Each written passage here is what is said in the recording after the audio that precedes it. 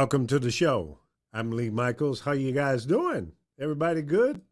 I hope so. Welcome to Street News Now. And I got the big ass logo on my face. Okay, now we're cooking. Welcome to the show. We do this every Thursday right here on Street News Now, live on Facebook, Twitter.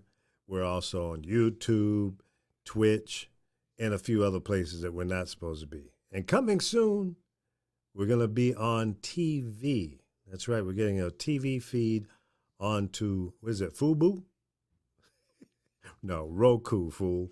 But take your time, but I want you to do this. Share what we're doing right now, the show. Look at the bottom of your screen. You should see a share button, whether you're on Facebook or any other social media. Share it out to your friends. If you're on YouTube, you can share it to just about anywhere. YouTube really is hooked up for sharing. I want you to also like and make a comment. You can comment, and we can see your comments here, and we'll pull them up on the screen and respond to them, okay? As long keep it clean. It's a family show. Okay, stop lying. But welcome again to the show. Thursday at this time, if you're on the West Coast, it's 6 p.m. If you're in the mountains, you can't hear us. If you're in the Midwest, it's 8 p.m. And on the East Coast, it's 9.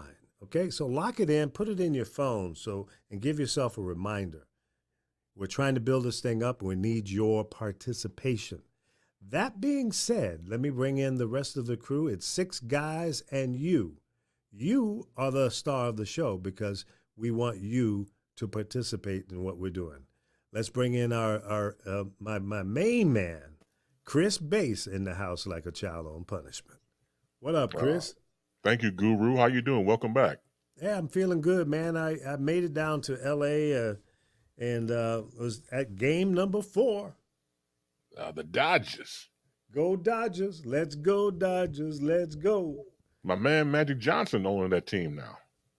I think he's got a piece of it. Well, he got enough. Yeah. Well, good for him, Spread the love. Hey, Magic, fix the parking lot. Jeebity, weebity, man. I mean, come on. I'm driving my client in there in the limousine, and we have to go into parking lot 12. But then when you're coming out, people are walking across the parking lot. We're sitting there for 45 minutes and can't get out.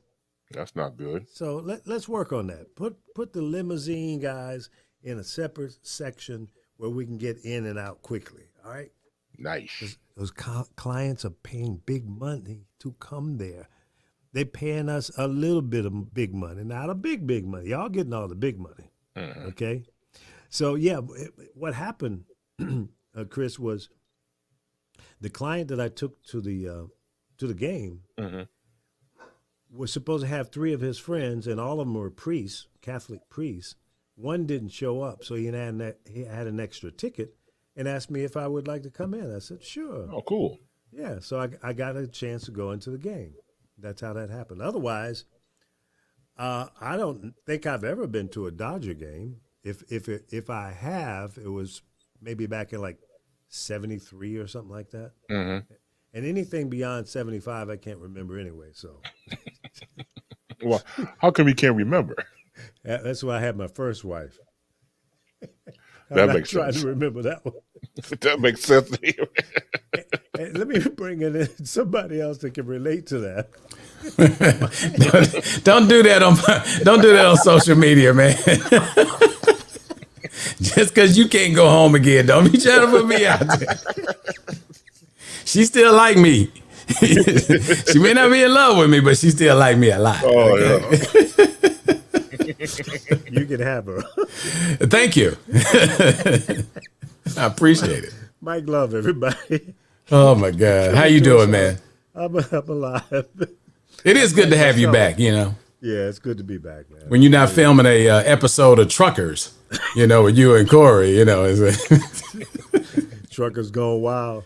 Truckers Gone Wild. I want to just, as you go and bring in our comrades, I thought that Magic Johnson's ownership was like 3% or 5%. It's not that big, is it?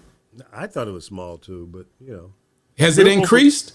I think it's just the visibility of Magic when it comes to him and businesses. So it didn't hurt to come. No, he can say he's an owner, but I mean, it's a small portion. But we're not knocking Magic. Good for him. No, not at all. No, Can I it's get a a good loan, PR Magic? move. Definitely. Give us some money. That's right. Right. We'll take a loan. We come in next week. Street News Now is now owned by Magic Johnson. There you go. I like No that. problem. That's nice. That's Oh nice. my God. This show is brought to you by Dickey's. Dickey's Barbecue Pit. Finger looking good. Knuckle sucking, nourishing. All right, before we go too far, let me get Dr. Ron in the house. What What's up? What doctor? up? What up? What up? How y'all doing tonight? We're doing all right. We're doing okie dokie. Good. How you doing?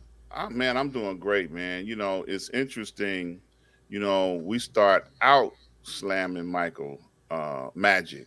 That's crazy.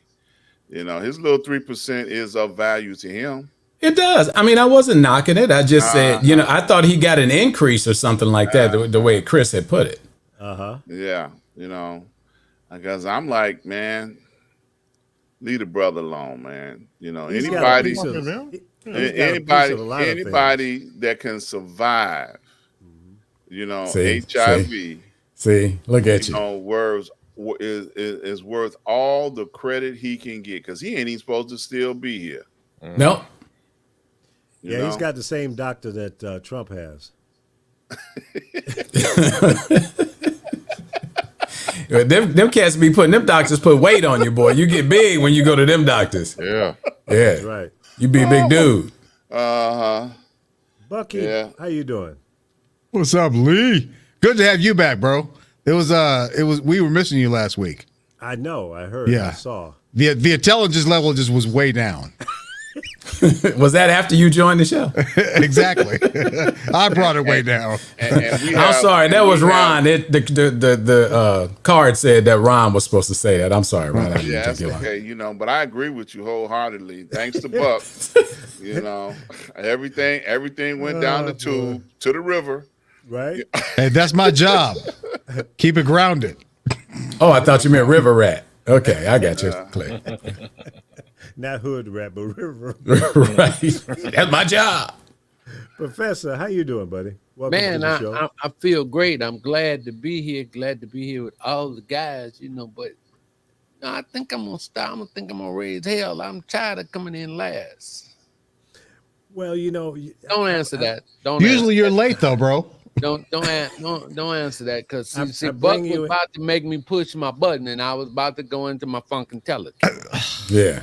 But you're not last because I see we have a special guest here in the green room, and is a guy that I know from back in the WBMX days.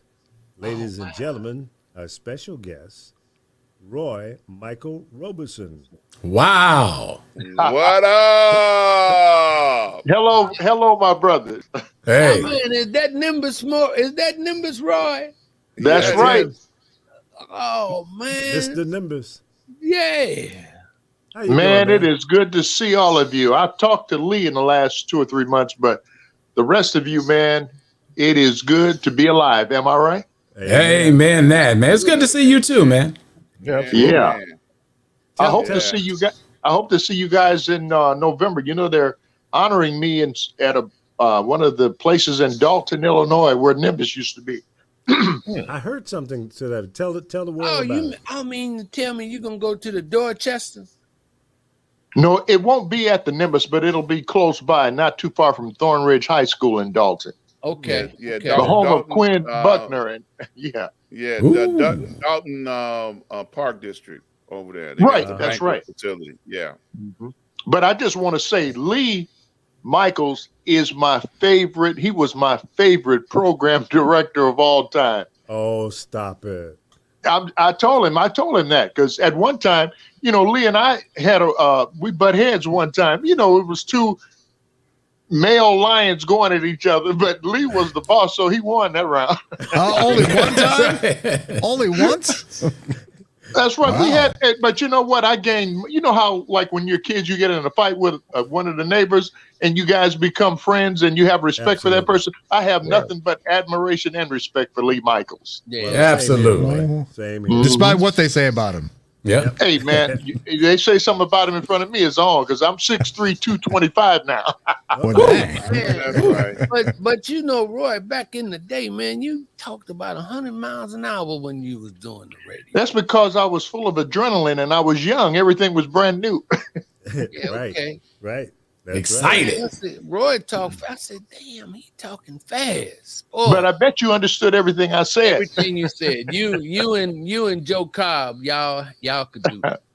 Yeah. Rapid fire. Yeah, y'all. But as long as Lee was happy with it, I didn't. Hey, Yeah. I'm good. Roy used to get down on the air. There's no question about it. He was a Yeah. little bit of a rebel, but other than that, he was cool. I didn't have no problems with him. I just like the Nimbus sound system. They was playing too much Oh, yeah. fast music for me. Well, you know what? The You're owner, a stepper. a Jewish guy named Phil Zadenberg, owned the Nimbus. Mhm. And he wanted us purposely to play fast music for one reason, so people could buy drinks. That's right. Right. Oh, Okay. Oh, wow. good idea.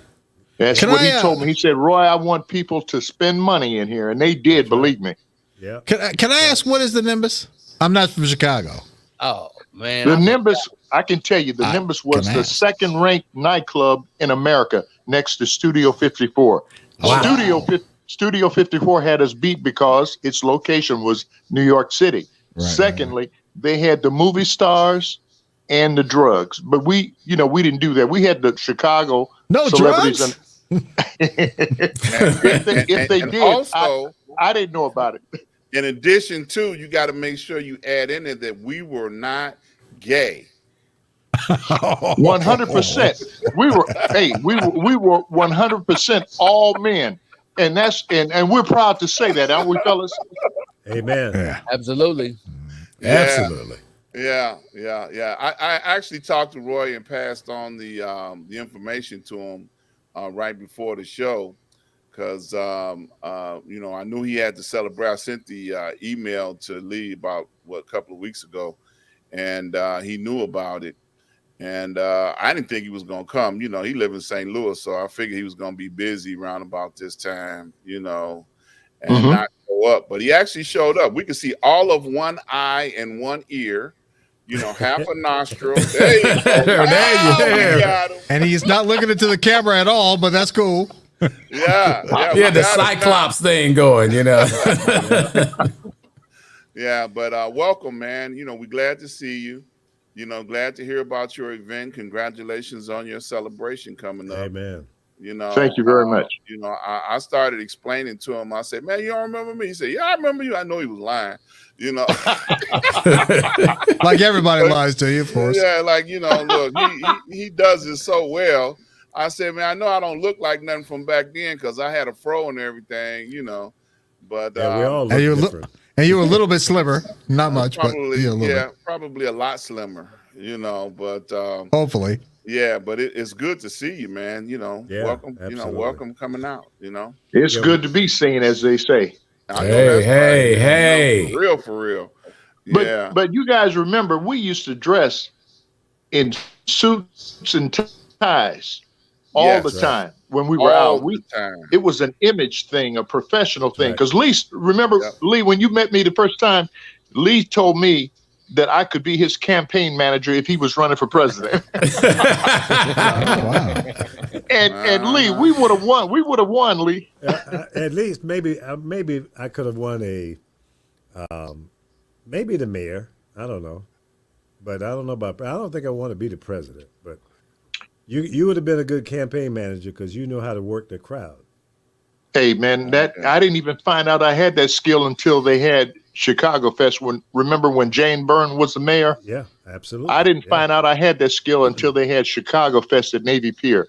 And I had the crowd jumping, and I said, no, BMX told me to stay there as long as I wanted to. Wow. Look, They said, Roy, we want you to stay as long as you want to. And that's how I got my first apartment in Oak Park, by the way, because I that got a right? big check from Chicago Fest. There you go. Yeah.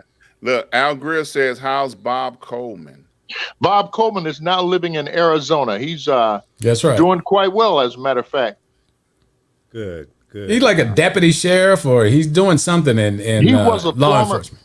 I was a former Dallas police officer, and Bob was a former St. Louis police officer. Right. That's right. I That's didn't right. know you That's were, right. you were in Dallas. I didn't know you were a Dallas police officer, though. Yeah. I sure was, back from 1988 to 1994.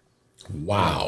Yeah, my dad, when my mother passed away, my dad remarried, and my uncle was the one who suggested, he said, why don't you give your dad a call, and why don't you try Dallas? So I called my father and asked him, because I didn't have a place to stay when I first moved down there. So I moved in with my dad for a couple of weeks.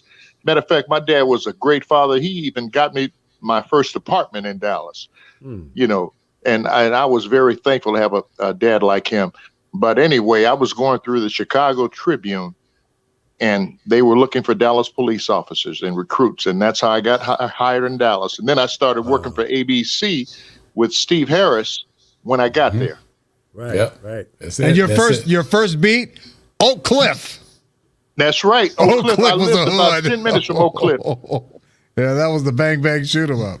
Dallas Oh, has yeah. the coolest police force ever. And They have high lived in- turnover though.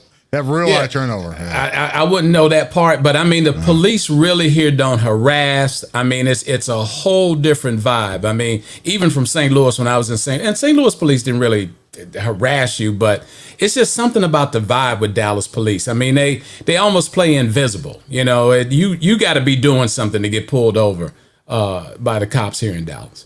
Yeah, because they got too much shit to patrol rather than having to worry about some. Seriously, in a small towns they harass the cops harass everybody because they don't have anything better to do. In the bigger cities, they got a lot better things to do than mess with your ass. Yeah, well, that could be true. Well, like I said, they're very cool force, and I love That's it. good to hear. I used to love their uniforms, but I didn't like the fact that they had navy blue uniforms in 100-degree heat. Right. And you got to wear a bulletproof vest on, and you had to wear baby man. powder to keep from sweating. Wow. Hey, Yeah, Roy, yeah. Roy, share with everybody your experiences being on WBMX and working at Nimbus. What was that like? And first of all, once again, congratulations to you. It's well deserved. But tell everybody the experiences you've had coming up to this point right now, because your life is like what most people want when they get into an industry such as this. I'll tell you, when I first got hired at BMX, Lee wasn't the program director at that time. It was Ernest L. James, and they went through some transitions. Mm-hmm. I don't know if anybody remembers that name, Ernest L. Come James. on, man. Oh, we all do. Dudes, you went back. But that's yeah. And I'm the I went baby of back the to bunch, and I remember. 1978. Well, anyway, being on BMX was like being a movie star. And Lee can tell you, they told us that we were radio stars, not disc jockeys. We carried ourselves as movie stars. Am I right, Lee? That's right. You had to project that image. Good stuff. We projected that image. It was the perception that we gave. And we were all young, and people couldn't believe it. They said, you guys are this good, and you're only in your early 20s. And, it was just a phenomenon. And the fact that we were there during the time of Michael Jordan, the Chicago Bears were the world champions. 85. Johnson Publishing was doing, it was just the right place to be. We had Harold Washington as the mayor, the first black mayor of Chicago. It was just the perfect time to be in a major city like Chicago. And vagina galore, I'm sure. Hey, it was. They Just were saying. gold diggers, right? It was just they were in our face, and we just ate it up. We had a good time. Literally. And here, Yeah, it and was- what it made was it so a fun good, time. we had people like Rick James come to our events. When you get the movie stars and people like Rick James and Shaka Khan, who else, Lee? Did we have at our Everybody. everybody? Luther Vandross. I mean, Luther Vandross. Everybody. Yeah. That's cool. Everybody came. Now, Lee, did you leave when you left and didn't take me with you in St. Louis? That's when you went to. Yeah. Well, that sounds like a little hate there. Yeah. I have a little concern about that, Roy. Just hold on a minute. I'm trying to get down to the bottom of this. I remember you, Lee, and you took Tony. What was it, Tony Washington or somebody with you? You took the overnight guy with you. Oh, I didn't really. He came a little bit later. Uh-huh. Yeah. No. It wasn't no long period of time. We was no. You're trying to make There's it sound like he salt. came up there with me in the Salt. same car, but it wasn't like that. He was in the trunk. I hear. He may not have been in the passenger area, but he was in the trunk. I see salt. You're right. No, see, I was running away from St. Louis because of characters You like were running you away from yeah, St. Louis. yeah, Okay, I that's had what to- it was. Yeah. Yeah, you took Doug with you. You took him. You just left me there. You just left me there at Homer G. Phillips Hospital. Okay, I have a I question. knew you were gonna be okay though. And Roy, there was a woman when I used to come visit my relatives in Chicago. I remember listening late night to BMX. There was a woman. Tell me if you remember her, named Veronique. yes, Do you remember her? What was she really as fine as she sounded on the air? She sounded like a queen. she was. Veronique was very classy. Yep. Very classy and unique, and she was very articulate. Lee hired her, so you know she had to be good. Yeah, she Right, was Lee? good. Yeah, I talked to her not too long ago. In fact, I'll have Really? her come on. Yeah. Wow, She's over that in would be Indiana. awesome. That's a heck of a name, Veronique. Oh, she was bad. And she was boy. quite unique. And Yeah. she, That's a heck of a name. Bass, Seven didn't to you have midnight. her on your show on the I had on the her on my baseline? CBI Chris Bay's interview show, and it was Yeah. a good reunion because I got to Columbia College, Chicago as a radio student. Veronique was my first radio instructor when I was Wow. 19 years old. And I was listening to BMX at the time. And to have her as my first radio instructor, man, it was lights out. It was and a fantastic person. And I had her on my show. She tried to give me an internship at BMX at the time. She didn't have to, just a very gracious woman. We got a chance to reconnect in an interview. And I thanked her tremendously because had it not been for her having confidence in me, you need that obviously when you're a radio student. Yeah. And your instructor says, you know what? Your instructor says, look, I believe in you. And she said that. And so she Yeah. had the very special place. This woman Man. held down 7 to midnight on BMX, had an average of 950,000 listeners. 950,000. That's a lot. Wow. Yeah. That's Yeah. awesome. She owned the Almost number. a million. Wow. yeah, number one. Listen, I pictured Pam Grier when I was listening to her. I'm like, oh, she's Oh so fine. boy, there you go. No, I'm just saying she had a golden voice. Yeah, she did. Yeah. She had really that did. magic. Yeah. Yeah, Mark said BMX, your tittle in the middle. Y'all remember LaDonna? Yeah, LaDonna Tittle. Absolutely. Yeah. Remember she was in Jet magazine and she didn't have on nothing but WJPC bumper stickers. Yeah. Oh my Yeah. God. Well, I You remember remember the that. time she What- got what- busted coming through the airport? Yeah, everybody she did. remembers that. Yeah. Yeah. What happened? When was she on BMX? Because I don't remember. She was on BMX from the time when I got hired in 1978. Matter of fact, I remember well, it was a day before my birthday, June 19th. So She was before me. there as she was working middays at BMX in 1978. Okay. And what happened at the airport? That sounds like a good story. Well, she was busted carrying drugs. That's all I can say. That's all I know. Yeah, marijuana. She was Marijuana. Oh. Yeah, I know She her. probably just Hey, coming now, back man. from Jamaica or something like Hey, that. now, Exactly. What? Exactly. Yeah, she was coming from one of the Yeah. islands, and Yeah, one And word, please. yeah, Yeah. yeah. Yeah. No biggie, you know. Yeah. Does anybody remember Karen Jones? Lee, did you hire Karen Jones? I worked with her at GCI, I think it was. Yeah, But I know she's now deceased. That's, yeah, yeah. She died fairly young too, didn't she? Oh, she wow. did. Yeah. Yeah. Well, speaking of drugs, Lee, what's up with the lemon cookies? I mean, you're in the middle of a star-studded interview, and you're just like stuffing your mouth with lemon. Yes, you are. Sure. What's wrong? You Good. should have asked them what They're they're crispy. stuffed with. Yeah, that's what I was just thinking. Did you bring those back from Jamaica? Yeah, No. yeah. He From might have went California. down- They He just- might have went down to the dispensary for edibles. He today. got CBD lemon cookie. Ron, Yeah. that's why you got doctor in front of your name. That's right. It's legal in Vegas, isn't it? That's right. That's I right. don't know. Yeah. Yeah, CBD you don't is. know. I'm not sure about the See, other stuff. see, I Roy. don't know. Hey, Roy, check this out. Now, if one of us or it was eating lemon cookies while you were being interviewed, he's gonna call tomorrow. We got a PD call. Okay. So yeah, we get the PD call tomorrow. Well, why were you eating lemon cookies? I mean, that hasn't left his DNA. You know. I know that. Hey, listen, guys. I want to thank also Lee. Lee asked. I was the original host of the Friday night, Saturday night, Chicago dance party. Am I right, Lee? And then Armando came. I think it might have been. Yeah. But I want to thank you. I had no idea that show would take off. Yeah. And the Man, Hot it Mix was 5 huge. would become great. It was huge. And myself as well. There was a lot of reasons why BMX just blew up. It did overnight. It represented the community. I mean, when you talk about a station, you know, you got your Magics in St. Louis and in Houston, and of course the DAS and your BLSs in the other markets, and they represented it. But for Chicago has always been a very unique radio market, both for urban and for pop stations.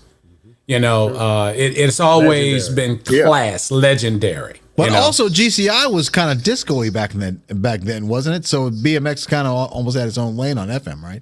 If I'm wrong, I don't know. During that time. Hey, Lee, you didn't know Barry Mayo at the time tried to steal me from BMX. You didn't know that, did you? No, that low down dog. Guess what? Hey, I was out of town, and my mother said a gentleman named Barry Mayo called, and he wanted to hire you. And and she told me like a month after the fact. Oh man. Wow. So I missed That's out. a great I move. wouldn't have left you, Lee. But now, So- was he at GCI at that time, or? Yeah, he or- sure was. yeah, He was the program director of GCI at that time. yeah, okay, because after he left there, he went to New York. That's right. I didn't know Barry was at GCI. Wow. Yeah. Made a big name in Chicago. Yeah. Boy, Ernest that must have been James- those must have been the days, huh? Oh, Now, yeah, it and for was. the past 20 years, Roy, for the past 20 years, they've been telling jocks, the music is a star. Nobody gives a shit about you. Shut up. That's because That's they had a corporate bunch of America. brain- That's corporate yeah. America. brain dead people that don't know anything about how to manage talent. So it was an easy move for corporate radio to say, okay, let's not deal with talent. Let's just, play the music and I have to say, music was an important element on a radio station. Because Especially they couldn't urban. get anywhere else. They couldn't get it anywhere else. Yeah. Yeah, but how it was presented, and that's what made the difference. So you could GCI and BMX could be playing the same 25, 30 songs, but how it was presented was the difference. Do you know in Europe they don't call them radio DJs or even Call them presenters. They call them presenters. Yeah, which is kind of funny. Yeah, to say which that. is kind of lame, but okay. So I got a question. So who has more stock in their company? Did Barry Mayo have more stock in the BMX product than Magic Johnson does in the Dodgers? No, about the same, 2-3%. Oh, okay. Just check. Yeah, Ron, why you laughing? I'm just asking a question. I think if I Magic remember ain't correctly, got no love. if I remember correctly, Barry and his partner, what was his name? Wasn't Lee, was it? Yeah, Lee Simonson? Lisa. No, it wasn't Lee. No. Okay. No. What was it? Yeah, well, I think it was. Yeah. Because they came back after they were in New York together at Right. KISS. They Because they both were my had about- bosses in New York. They both had about 5%. Okay, so see, he actually, Chris, had more than Magic did with the Dodgers. I mean, I'm just saying. I mean, just, What's up with Magic? I don't know why you sticking the fork in this dude. I mean, it's 3%. I'm just making a comparison between comparison in two contrast. very popular and well-established African American gentlemen. Sure.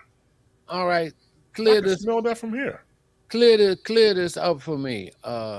Did not Barry Mayo didn't he own the BMX? They Did had he? 5%. Okay, we just said, that's all he Professor, had. we just said that. Well, I'm kind of slow. Oh, okay. See, Chris, I'm trying to see, Chris. If I hadn't have said that, Professor would have been running around misinformed. Yeah, Man, I'm sorry, Mike. I got to yield to your expertise of comparing 3% and 5%. Between two African Americans that we Between both two have a lot of African-Americans. admiration for. 3 and Right. 5. It's a comparison. I got you. I got you, my brother. Is that the same thing as almost being pregnant? Uh-oh. There go another one. I don't know what he's talking about. There you go. Hey, Ladies There and you go, gentlemen, Ed. this is There when the comes show another turns one. into a Yeah. different direction. yeah. Roy, we're asking for your apologies early in this stage of the show because you think them lemon cookies that Lee eating is off the chain. We on our way. Yeah, this is your first time checking us out, Roy. So, with all these like 150 years worth of experience on here, anything is subject to happen. Or more. Anything. Or more. Yeah. Uh-oh. Oh, he's gone. He's here. It's too much. No, Yeah, it's too much. Yeah. It's too much. Yeah. I can't do That it. happens. Boy, Yeah, I yeah, can't yeah. do it, Doc. Yeah, Roy got so confused. He got. I'm not gonna be associated with them guys. He No. hit the wrong button. Okay. Yeah. We got two of them. Oh man, he done came up twice. Oh, Yeah, he shit. turned himself into a twin. Yeah. He's trying to get back in. That's what he's I trying to will do. put him back in Yeah. the green room when he comes back up. Yeah, he'll work his way back in. Man. Yeah. So, Yeah, for sure. well, for sure. that was a surprise and a blast from the past. To see Roy. The last time I saw him, we were both in St. Louis, and I was being inducted into the St. Louis Media Hall of Fame there, and he came to the event. Oh And wow. he came up to me and said, "Hey Lee, how you doing?" I said, "Hey man, how you doing? I'm good." And I didn't recognize. He said, "You don't know who I am, do you?" I said, Not a clue. "No." And and he told me who it was. And it was like, wow, it blew me away. You remember that, Roy? But hold on a minute. So you telling me coming to see you at H Salt Fish and Chip, Roy's visiting you at the Hall of Fame was bigger? Here comes 3%. And I'm glad you're back, Roy, to defend yourself. Roy, can you hear us? He working on it. He got to get his mic. He's frozen. Yeah, I can He's hear you. frozen. Okay, yeah, you All of you are coming back slowly yeah, and surely. Cool. Well, welcome back. Yeah. Yeah. I was- yeah, I we're was- older. Yeah. I was. It's been a couple of years. I was telling the crew that the last time I saw you was in St. Louis at the induction when they inducted me into the St. Louis Media Hall of Fame, and you came into the room, and I didn't recognize you right away. But once because we all had hair then back in the day, and it seems like you got taller, Right. and maybe a little bigger. So I did not recognize you off the top, but you told me I want. Do you remember what you said to me? This is funny. What did I say? I remember every. Oh boy, he's cutting in and out. He said, "Louis Michaels, you told me, who are you?"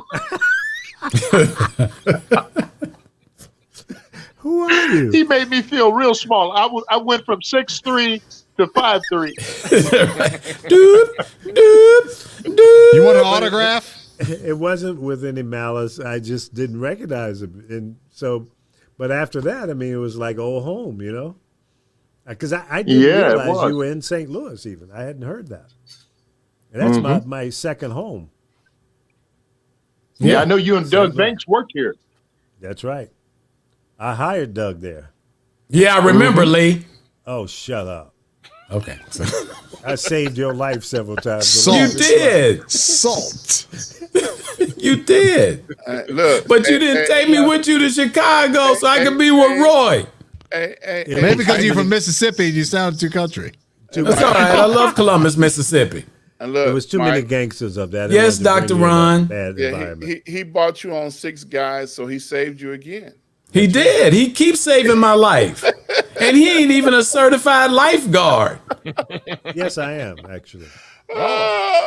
And when he's getting his lifeguard, he got them little shorts on. He ain't got like the long ones. He got on the little tight ass shorts. Like the basketball shorts from back in the 70s. Yeah, like the basketball shorts. Okay. Yeah, Enough of that visual. Draws out there. That's Yeah, that's- draws. that's So, no, horrible. we don't talk about that. Wow. But you know what? I have worked in so many places around the country, and there's so many people that I've been blessed to be associated with, work with, and admired and love, and help grow, and they help me grow. And a lot of my radio buddies who keep telling me, say, Lee, when you going to do the book? I said, well, I'll do the book after I'm gone, and y'all can deal with it. Oh man, stop! How you gonna write a book if you're dead? I don't get it. Well, that means I'm not going to do the book. Yeah, So went somebody over else his is going to head. have to do that book. I'm not doing it. That's something that like Bill Cherry said. Remember Bill Cherry? Of course. Yeah, Bill Cherry would say something like that. He's worked with everybody in the In industry. the world. Yeah, everybody. And you're like, well, Bill, who you gonna pass it on to? I'll think about it later after I ain't here no more.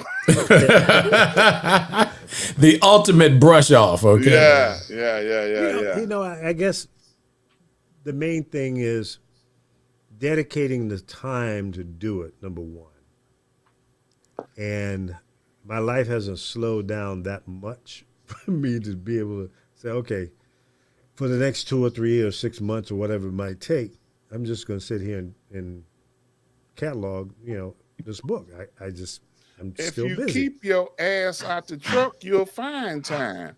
You sitting over Yeah, here. you got time to roam the country with your son. Sitting over here. Yeah, but see, Eating pork chops in West Virginia some damn where, and he's supposed to be sitting at home, That's true. But you got to understand something, Ron. It's not about being in the truck. It's another job as the PD. He's Corey's PD. He's telling them he's going too fast. He's telling them he's in the wrong lane. He's telling them there's too much stuff on the truck. Sitting right there next to him. Hey, guess what? It's your dad. Slow down a little bit. Yeah, right. His truck is rolling kind of heavy right now. How much did you put on there? He's trying to protect his investment. I get it. I usually tell him to speed up because he drives like an old lady. So I said, "Come on." See, he can't help himself. Well, you want to drive that? I'm good. But you know what got on Lee's nerves when he was driving with Corey? When Corey was driving them, Corey was playing some country music. Oh, my God. And that drove him nuts. I was ready. I was on the phone with Lee, trying to get off at the next truck stop. I'm out. He was having a fit. Yeah. And hitchhike your way back to Las Vegas, huh? Yeah. Yep. Exactly. So Roy, are you there now? We have multiple Roys. He got about 3 or 4. Roys, He's 3 deep. We got 3 Rob Roys. Yeah. Hey Roy, what you want to leave with us before you get out of here, man? I know we appreciate you coming by. I know you got something profound you want to say to us. Now, which Roy are you talking to? Whichever one that answers. We got to change the title of the show to 8 men on the show now. Yeah. Right. 6 guys and 6 Roys. Okay, Roy, I think we got you now. I'm not sure. You're on the cell phone, right? He was there, then he's gone. Yeah. It's like Here I am. I'm trying to get rid of all these extra ones. I like that, man. Here I am. Yeah, I'm getting. I like that. That was cool. He's getting sampled. Yeah. He's like Bebe's kids. He don't die, they multiply. Small world. Small world. Small world. Yeah. What is wrong with this thing? I can't eliminate the dead one. One Okay. that's frozen. That's weird. Roy, you've made it do something that I've never seen do before. We're gonna have to Okay, figure out how to get a solid signal from him. Yeah, I guess must that's be that so. St. Louis stuff. Hey. Yeah, I don't know, man. It just seemed like it ain't working right. Right. I think So it's was St. Louis on the confusion tip? Like everybody from St. Louis confused. Well, you're in Dallas now, so you got out of there alive. Oh, that's a great idea. Yeah. Go ahead, keep talking about it. You out of there now. I'm out of there now. I love St. Louis still today. If there was a way for me to go back there and get involved in something that would be fruitful and entertaining and fun again, I could hang out in St. Louis. What about you, Roy? St. Louis is a lot slower than what I'm used to, but it's not too bad. Did you live right in? He's the heart there of St. now. Louis? I'm in St. Louis right now. I'm in Ferguson, where Mike Brown got shot. Oh yeah. Oh, nice. I know where Ferguson Okay. is. What a point of reference. Yeah, I'm trying to. What was that little town I lived in when the first place I moved into? I saw there was a reporter who just came here from St. Louis to Atlanta, fine white girl, and she took a picture on her Facebook page, and behind her was the St. Louis Arch, and I was like, well, you know what? That would be a nice downtown backdrop to have. You know what I mean? To look out on your balcony every day and see that St. Louis Arch. I'm like, oh, I ain't mad at St. Louis. Yeah, that's Yeah, right she must. That downtown. what she would have been. She'd had to be in the mansion house That's right. apartments. I stayed Well, there she was for a doing while. she was doing a story from there. So Oh, okay. I don't know, but yeah, it was like that was really nice. Oh, it's like really expensive down there. If you got a view of the arch, it's super expensive. I would No. think it's probably a little pricey. It's not? compared It's to a lot probably of other pricey cities. for there, but not expense like we're accustomed to. Oh, okay. What do You you know. think, Roy? What would an apartment cost in the mansion house? You have an idea? Matter of fact, speaking of that, I think Bob and his ex-wife lived there. She was an attorney, so I don't know what it costs. Actually, I don't know, but it's probably being in that location pretty expensive. Yeah, I lived there for about 3 or 4 months. Florissant, you know where that is? Matter of fact, I used to live in Florissant. It's near Highway 270. It's one of they call it the county, but in Chicago we call it the suburbs. That's but right. it would be equivalent to a suburb of Chicago, but they call it the county here. Yeah. I wonder what the nightlife is like there now. It's sad, man. They've got maybe 2 adult nightclubs going on right now. The entertainment here, because of COVID-19, is almost nilch. What about before COVID though? It was the Fox Theater was popping, and there was a nightclub called Deja Vu. That was the #1 adult nightclub here, and they had several nightclubs. The Loft, Deja Vu. Any of those owned by Eric Galloway? Eric Galloway had some great clubs right on Broadway in the Baton area, but they're no longer in existence. And matter of fact, speaking of Eric Galloway, I saw him about 3 weeks ago. His health was kind of failing, but he's alive though. Yeah, he was sick. He was a little sick. So, Oh, wow. Yeah. Hate to What hear about that. the Gaslight Square area? Is that still around? yeah, it's still around, but it's like Yeah. not the talk of the town right now. Right. That was Every- on what? Lindell? Around Lindell, Yeah. Yeah.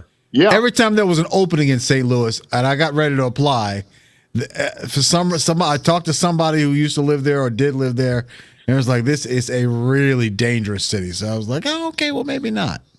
I'll stay in Birmingham. Yeah. Yeah. It's a way of life. But you haven't right lived now. until you live in East St. Louis. Yeah, per Oh, capita. you haven't died until you live in East St. Louis. I made it. What are you talking about? This is Yeah, just you a, left when I you might were like love 7. the ghost. Right. That's was like, because oh. you drove the ambulance.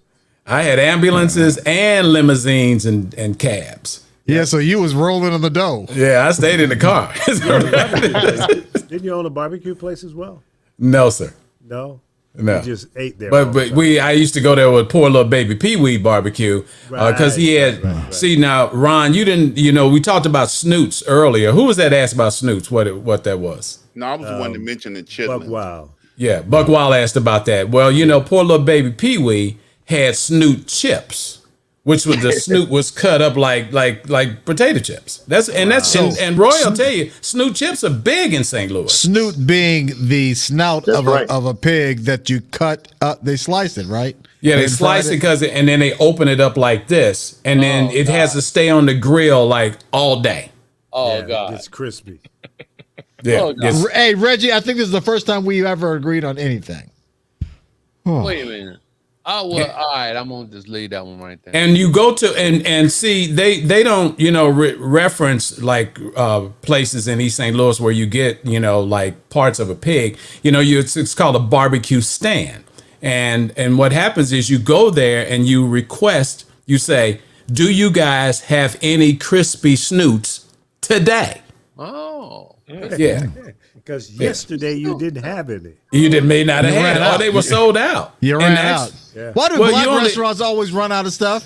Well, It's you like, don't only- you order enough for the day? I mean, come on. Well, back in the day, you only got a snoot on Thursday, Friday, or Saturday. That was all the places that made them. Whether you're in Brooklyn, Illinois, or in East St. Louis, and even in what is it, C&K Barbecue? Is that still around, Roy? I believe so. Yeah. Yeah. I believe Even the black C&K is rest- still around. Even Yeah. in the black restaurants and the fast food restaurants in the hood, you can roll through a Burger King. And listen, this happened to me. Roll through the Burger King in the hood at 5:00 in the afternoon. They say, "Oh, we're out of beef." Oh, that's How can Could you be. be Burger King and run out of beef? I went to Freaking McDonald's and idiots. they were out of lettuce, And I said, well, there's a grocery store right across the street. Right. Can somebody make a run to Walmart and get you some lettuce? It's like, come on. It's against the rules. You got to buy it through now, the let me company. ask Roy this question. Beef, since we though. talking Come about on. barbecue. Now, you've Poor been in manager. Chicago for a long time. I know they have the barbecue wars that go on between St. Louis and Chicago. So who would you say would be your favorite winner? I think Chicago ribs are better than St. Louis ribs because they don't really have any famous places here that people recognize across the country. What about Kansas City? Kansas City. Hold on for a second. Hey, Marsha. That's Marsha. hype. And why What's he's the name of- talking about that? You What's know, the name the of that St. Kansas Louis City style barbecue place? ribs are more popular than the Chicago Gates. ribs. Hey, speaking of Kansas City, Gates Barbecue is Oh, they king. big. Yeah, Gates in Kansas City is like, yeah, that's probably the only the place joint. people go. I heard Kansas City's off the chain, though. Like, everybody I know who's lived there, they say Kansas City is the shit. Yeah, Man, they got good the barbecue. people are friendly. I love Kansas City. Yeah. Did you ever work in radio there? Never. So you did Chicago, Indianapolis, Dallas, and St. Louis. Yeah, that's it. Chicago and Fort Wayne, Indiana. I was at Fort Wayne. WMEE and Cool FM. Okay. Your Midwest tour. That's Yeah. right. My Midwest tour and South tour, Dallas. That's right. Yeah. Yeah, So I Roy worked in- Michael Roberson, a I radio worked guy in to the two heart. major markets. Yeah. Yeah. Nice. So And- go ahead, Lee. So now, do you miss it, Roy? Yeah, I do miss it. The last station I worked at was Mix 99.5 here in St. Louis. And I've been off the air it kind of conflicted with my real gig, if you understand what I'm saying. Yeah. So I was working days, and I told him, I said, I can't stay up till 1 o'clock in the morning and then have to be at work at 7 or 8, Right. Yeah, exactly. Mhm. So have you run across Steve Byers lately? Yes, I have. Can you hear me? Yeah, you froze, but I Steve, can hear you. listen. Steve Byers just recently lost his son. His son was Yeah. murdered. I heard that. Oh. Yeah, what a tragedy. Yeah, it was called Baby Mama Drama. Yeah. It's unfortunate. Boy, it ain't worth it. Yeah, 37 years old. yeah, 37 years old. If something happened to my son, because my son is 37 or 38, if something happened to him, I would want to kill myself. That's so hard. I felt he called me the night that it happened. And I just had no words of comfort, to give him outside of, I'll There's pray none. for you. Yeah. That's what I had to do the same thing, man. Yep. There's no words for it. You just can't. What Yeah. can you say? You've lost a child. Listen, Incredible. yeah, I mean, I know that feeling, man. So, Yeah, incredible. Well, we'll pray for his soul, and I've got to reach out to Steve because I haven't talked to him since I heard, of his loss. So I'm going to reach out to him. He's Yeah, doing. I think he'd really appreciate that. Yeah. Yeah, He's trying to and do some another thing, voiceover stuff, right? yeah, he lost his mom too about 3 weeks ago when he was in Vegas. wow. Yeah. I talked to him when he was here. We didn't get a chance to see each other, but he called me and told me, he was in town, and my schedule and his, we couldn't connect, unfortunately. Lee, I got to ask you something. I mean, I tried to hook you up with my son, and Yeah. everybody that tries to see, like, you kind of got this gangster thing going. Like nobody can really see you. Do you have a casino out there? Is there something, nobody can, you go to see Lee and he invites you and you get to Vegas and it's like, nobody can hook up with you. I mean, That's probably because I might not have been here. But when your son was in town, he never called. I was waiting for his call. So Okay. we need to get on him about that. okay. Yeah. You know how that I'm is. just asking a question. I know several people have tried to reach you and got to Vegas, and Well, a lot of made men say you weren't available. when you came here, I saw you. In Vegas? Yeah, at the NAB convention. Oh, at the NAB. Yeah, I did see you. That's right. Yeah, at the NAB. See, you're getting old and senile. I am. I'm 64 years old. Shoot. Because I said so. Okay. Well, just wait till you get my age, and we'll see how you're doing then. Hey, I can't even, you know what? I just realized that, when I have to urinate, it's like almost immediate. I used to be able to hold it. I could, just go, well, I'll go. And then it takes now, you 30 minutes to get it done, huh? No. I mean, it's quick, fast, and in a hurry. It's just not. I learned one time, don't ever try to hold it. It's embarrassing. Exactly. And don't trust the fart. No, that's another one. Yeah, you Oh, goodness. Nasty Negro. Come on. Oh, he's absolutely correct. Hey, that's the reality of it. Yeah, man. it's a whoop, there it is moment. Oh.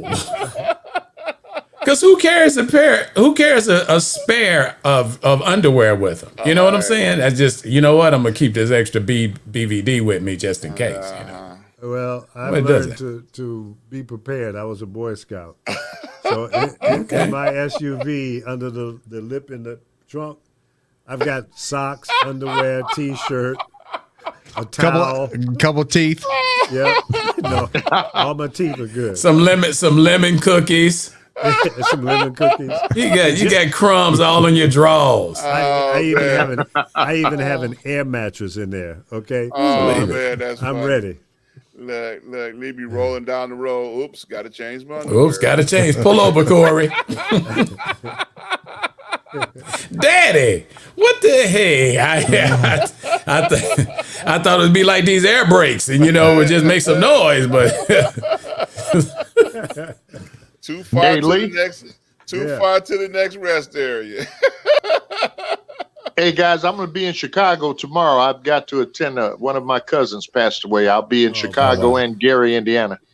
I'm sorry. well, you have our condolences. Yeah, thank you very much. So I'll be. Right. My sister still lives there. My youngest sister's in close to Chicago Heights in Matson, Illinois.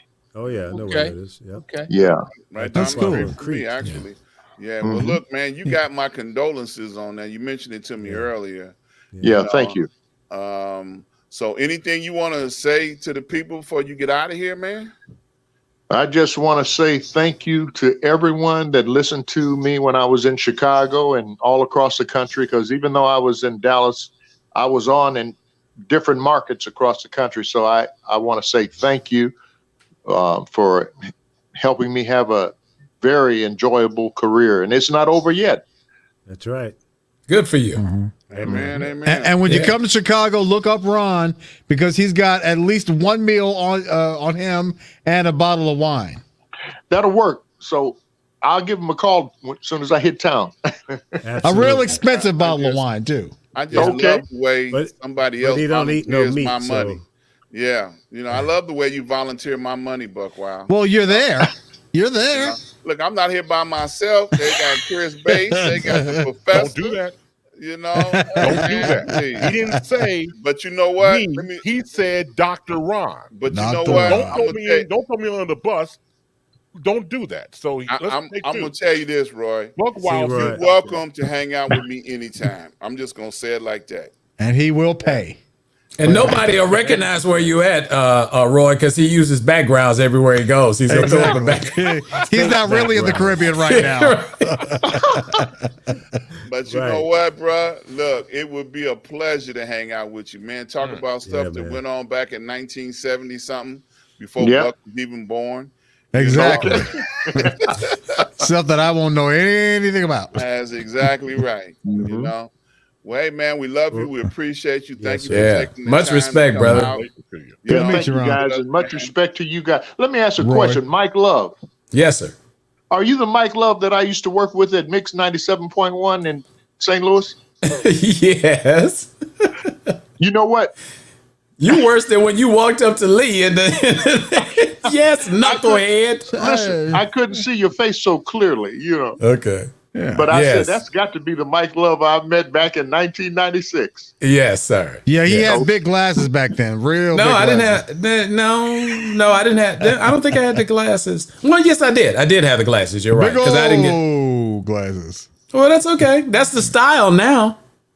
It's crazy, isn't it? Yeah, that's the style now. Yeah. Insane.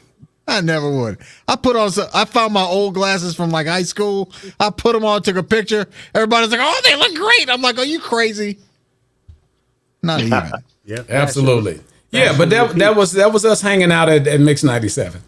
Man, we had a great station. They shouldn't have sold that station. Yeah, were well, trying you to know the beat, thing. iHeart came in with 100.3, and they actually had a better. The staff that we had was actually great. Steve was on that staff as well, Right, and JR. JR and Tammy Tammy Holland. Holland. Yeah, we had a Hey great guys, staff. speaking of Tammy Holland, bad news.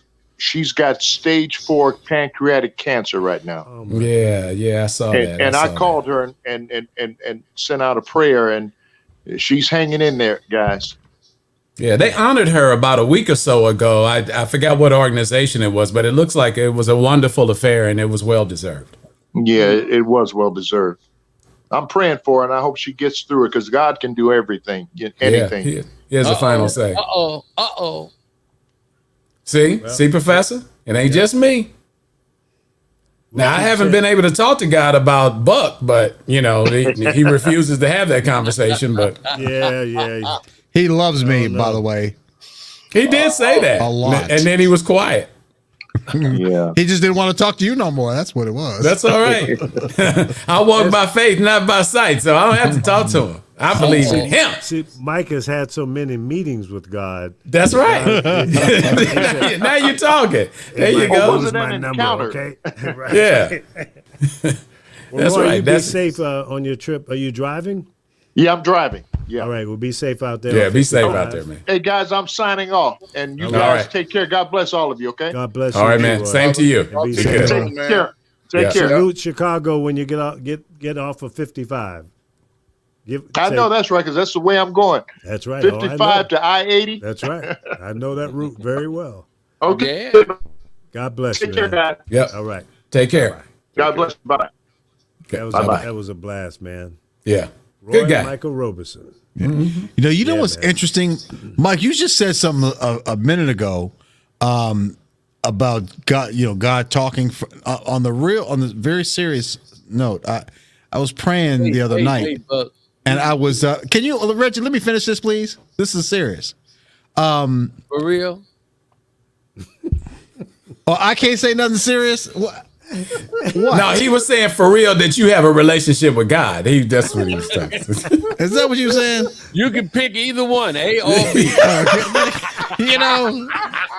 If I wasn't talking about God, I would put the middle finger up right now. Okay. See, you slipping. You should have left I am that not out. going to. You just told on yourself. I said I'm Yeah. not going to. I'm not going to. That's what I was getting ready to say. A, B, C, or all of the above. No, seriously. I don't know how often this happens to you, but it happens to me. I was praying about something, and God actually talked back, and I listened, and actually did what He said. But I was telling a friend of mine about it. She's like, "God actually talked to you," and I was like, "Yeah, that actually happens fairly often. Not like every day or whatever, but every once in a while He'll jump in and say, you know what, you need to do blah blah blah blah blah." And I'll be like, "You're right. You're right." It had to do with another person. He's like, you need to ease up and blah blah blah blah. And I was like, okay, but that would probably scare the crap out of some people. You know what I mean? And maybe it doesn't happen. I don't know how often it happens to anybody else. Happens to all of us. Yeah. Yeah, I would agree. But Reggie? you know what? Sometimes the word of God comes through other people, and you've got to learn to listen to that. That's true. What were you gonna Boom. say? I'm sorry. OOM. Boom. Boom. Drop the mic. Yeah, that's kind of powerful right there. Drop the mic. That's all I wanted to say. So when I told you not to go to that radio station, that was God speaking. Was it? And 4 of your friends. God told all of us to tell you. You're right. I thought He told me to go to show Him that I was humble enough to accept that kind of gig. No, that was called to challenge your thinking, and to see if you were ready to understand that sometimes things that look good aren't. That's pretty powerful. Yeah. Well, listen, I wish it would have worked out. You survived it. Yeah, I wish it would have worked out, but I gave it a shot. It wasn't meant to be. Yeah. Some things are just not meant to be. And you made a mark on that marketplace. You really, really did. I was cheering your success the whole time, and phenomenal for what you did for that market. Everybody loved you down there, and sometimes we work on reliving the past, and the past has to be what it is, the past. Yeah. Yeah. But yeah, you did a phenomenal job down there, and sometimes the thing We're talking of it about is, Alabama, by the way, in case you know. right? know what Yeah, I'm talking Birmingham, Tuscaloosa area. Market Sometimes 220. yeah, that's okay. It's a market, and the thing of about. it is, 209, bro. Oh, okay. Is it Barry Mayo with 5% and Magic with 3%? Are we back at that again? Hey. It's a cool little town. But the thing of it is, when you make a mark on a place, sometimes you want to leave it where it is. Yeah, you could go back there and be a different person and have a different persona, but sometimes you're better off. And I think that's the real message, is that you made your mark on that place. yeah. You can't. You can't. It's not like an oldie. You can pick it up and play it again. It's like me going back to St. Louis. Now, let me ask you guys. Well, Mike, you were there. I was pretty popular in St. Louis. Pretty? But would it make sense for me to go back to St. Louis? No. Would it make sense for me to go back to New York or L.A. or San Francisco or Chicago or Charlotte, North Carolina, Houston, Texas? By the way, I talked to Harry Lyles earlier, and he said, he said hi, but he said he replaced you in St. Louis. He said every single person said, you know what kind of big shoes you got to fill here? Some really big shoes. Really? Yeah, I've heard him tell that story. Yeah, he's told it. We got to get him on so he can tell it, because he's told me that same thing. Yeah. And I saw the replacement in real time.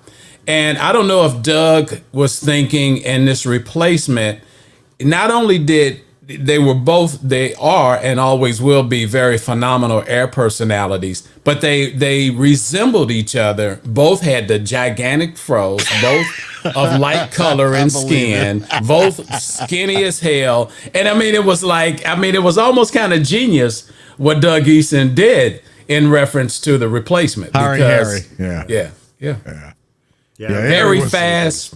Both very critical PDs. They didn't. You may not have liked working with them at the time, but later on in life, you could look at yourself and said, "Hey, man, that guy right there got me straight." And I work for both of them, and they're both freaking crazy. And I love both of them. Both of them treated me like I was their little brother. Why? Neither one of them knew me. And both basically made sure I never made any mistake. Were right there. Like when you talk about God talking to you, that's how they were in my life. And I've always wanted. I don't know what he saw in you, but I saw the talent in you and the love and the passion that you had for the industry, for the business. And anybody that's ever showed that to me, I would put my arms around them and say, "Okay, come on in. Yeah, you're welcome." I think I would have loved working for you, Lee. I think I would have loved it. I would have got on your nerves too. Yeah, you would have, but I would have got you straight. But he specialized in guys like that's what I'm saying. You would have been you would have been should have been on my team. Yeah, you should have, because you would have been a pet project he would have never forgotten. But thank you for that compliment that you just made. But that compliment speaks for the friendship that I have with Reggie and Ron and Chris and yourself and Buck. That's why I really believe. And the compliments that I've given, they said, like, how long have you guys been together? It's like you already know each other. This is no mistake. This is us. Yeah, a friend of mine just texted me and says, this is really kind of a family show. Yeah, it really is. Yeah. We're all connected through radio. Yeah, the spirit that's this is an incredible thing, right? That we're sitting up in here and we all coming together from cyberspace, but there's a spirit that flows through us. I think so. And it is of the same like mind, because we're all trying to share what this is a sharing exchange right here. Bass does it, Lee does it, Mike does it, Buck does it, and Ron does it, and I add to it too. And that's all it's all about. It's it's that thing that needs to be seen that's not going to be Oh seen. man, he's preaching right now, Ron. That guy, dude, that's it. It's needed. Yep. You know, it's needed. And going back to Lee, that genius in him, which spurs off CBI, which spurs off the professor stuff and the work he does at the college and what Ron does. And Buck even wanted to go back to a place he didn't even need to be worrying about. What is it? Yeah. You know, it is seriously. I mean, and then, you know, because this, I mean, it might be better blueprints, but, you know, and it's time for me to grab a song. You know, the Willie Hutch brothers gonna work it out. Right? Yeah. Oh goodness. Brothers gonna work it out. Yeah, you know, so and this is right before. And if you look beyond and just deal with the bare floor, the basics of what we putting down, you know, it's a blueprint for a different type of success for if people gonna deal with it. Because if you look at the drama that's going on out in the, I mean, if you look at the mess and the mayhem that they always try to throw on us to keep us going in opposite directions. Absolutely. And we doing our darndest to do this here. Right. And you talking about folks coming together with different levels of experiences and all that stuff. You understand? You got to love a buck, man. Yeah. You got to. Insane or not. Yeah. I keep y'all on your toes. Yeah, I mean, but that's a great adhesive. That's a great adhesive, you know, because we all spokes in this wheel, man, and we got to keep rolling. We got to roll. Yeah. No egos, none of that stuff here. Everybody's comfortable. You know what I'm saying? It's like it's a great room to be in. It's like that club you go to every week. Yeah. You know, Buck kind of reminds me of that mule that you see down south, you know, in Mississippi. That kicks. You know, with the guy with the 2x4 that hit him right between the eyes. I said, giddy up. He needs that every now and then. And you know, Ron reminds me of that hippo. Used to be on TV, Henrietta Hippo. See, he didn't get it, y'all. See, yeah, he didn't. But that's love. It's love. He didn't get it. Lee, pass lemon cookies out to everybody on the show tonight, please. Hey, Lee, which way we going next, man? You got topics over there. Which one you gonna hit? Right. Well, let's go to Chris first because Chris has been quiet, and so Chris, what you got? Or are you frozen? Oh. No, I'm not frozen. I'm looking at everybody's stuff. You know, I just realized Chris is a model. He's a model. That's what it is. That, like, you know, it's like he's posing. That I love that. I wasn't sure if he was frozen. That sweater he's got on. No, base is in the state of Buck. I don't want that. He said, I don't want that. I don't want that. I wash my hands of that right there, Jay. That is a hearty hell nope. So, like most of us, you know, you're watching Monday Night Football this past Monday night on ESPN, and a breaking news alert comes about Las Vegas Raiders coach John Gruden is released, and he's no more the coach. He walks away from a contract that was paying him $100 million using a 4-year of a 10-year contract. So as we see all this unfold, a lot to unpack. So DeMaurice Smith, who represents the players, in the email that did investigation with the Washington Redskins organization, come across the fact that he called Mr. Smith a person with Michelin tire lips. Wow. Now, this email got out of 650,000. So this is just the really the beginning stages of everything else, because DeMaurice Smith has requested the NFL to release all of the emails at this point.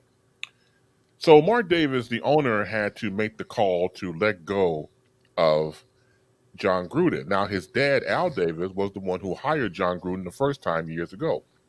So it's a personal struggle for Mark Davis, you know, because his dad hired him, he rehired him, and we saw what happened from there.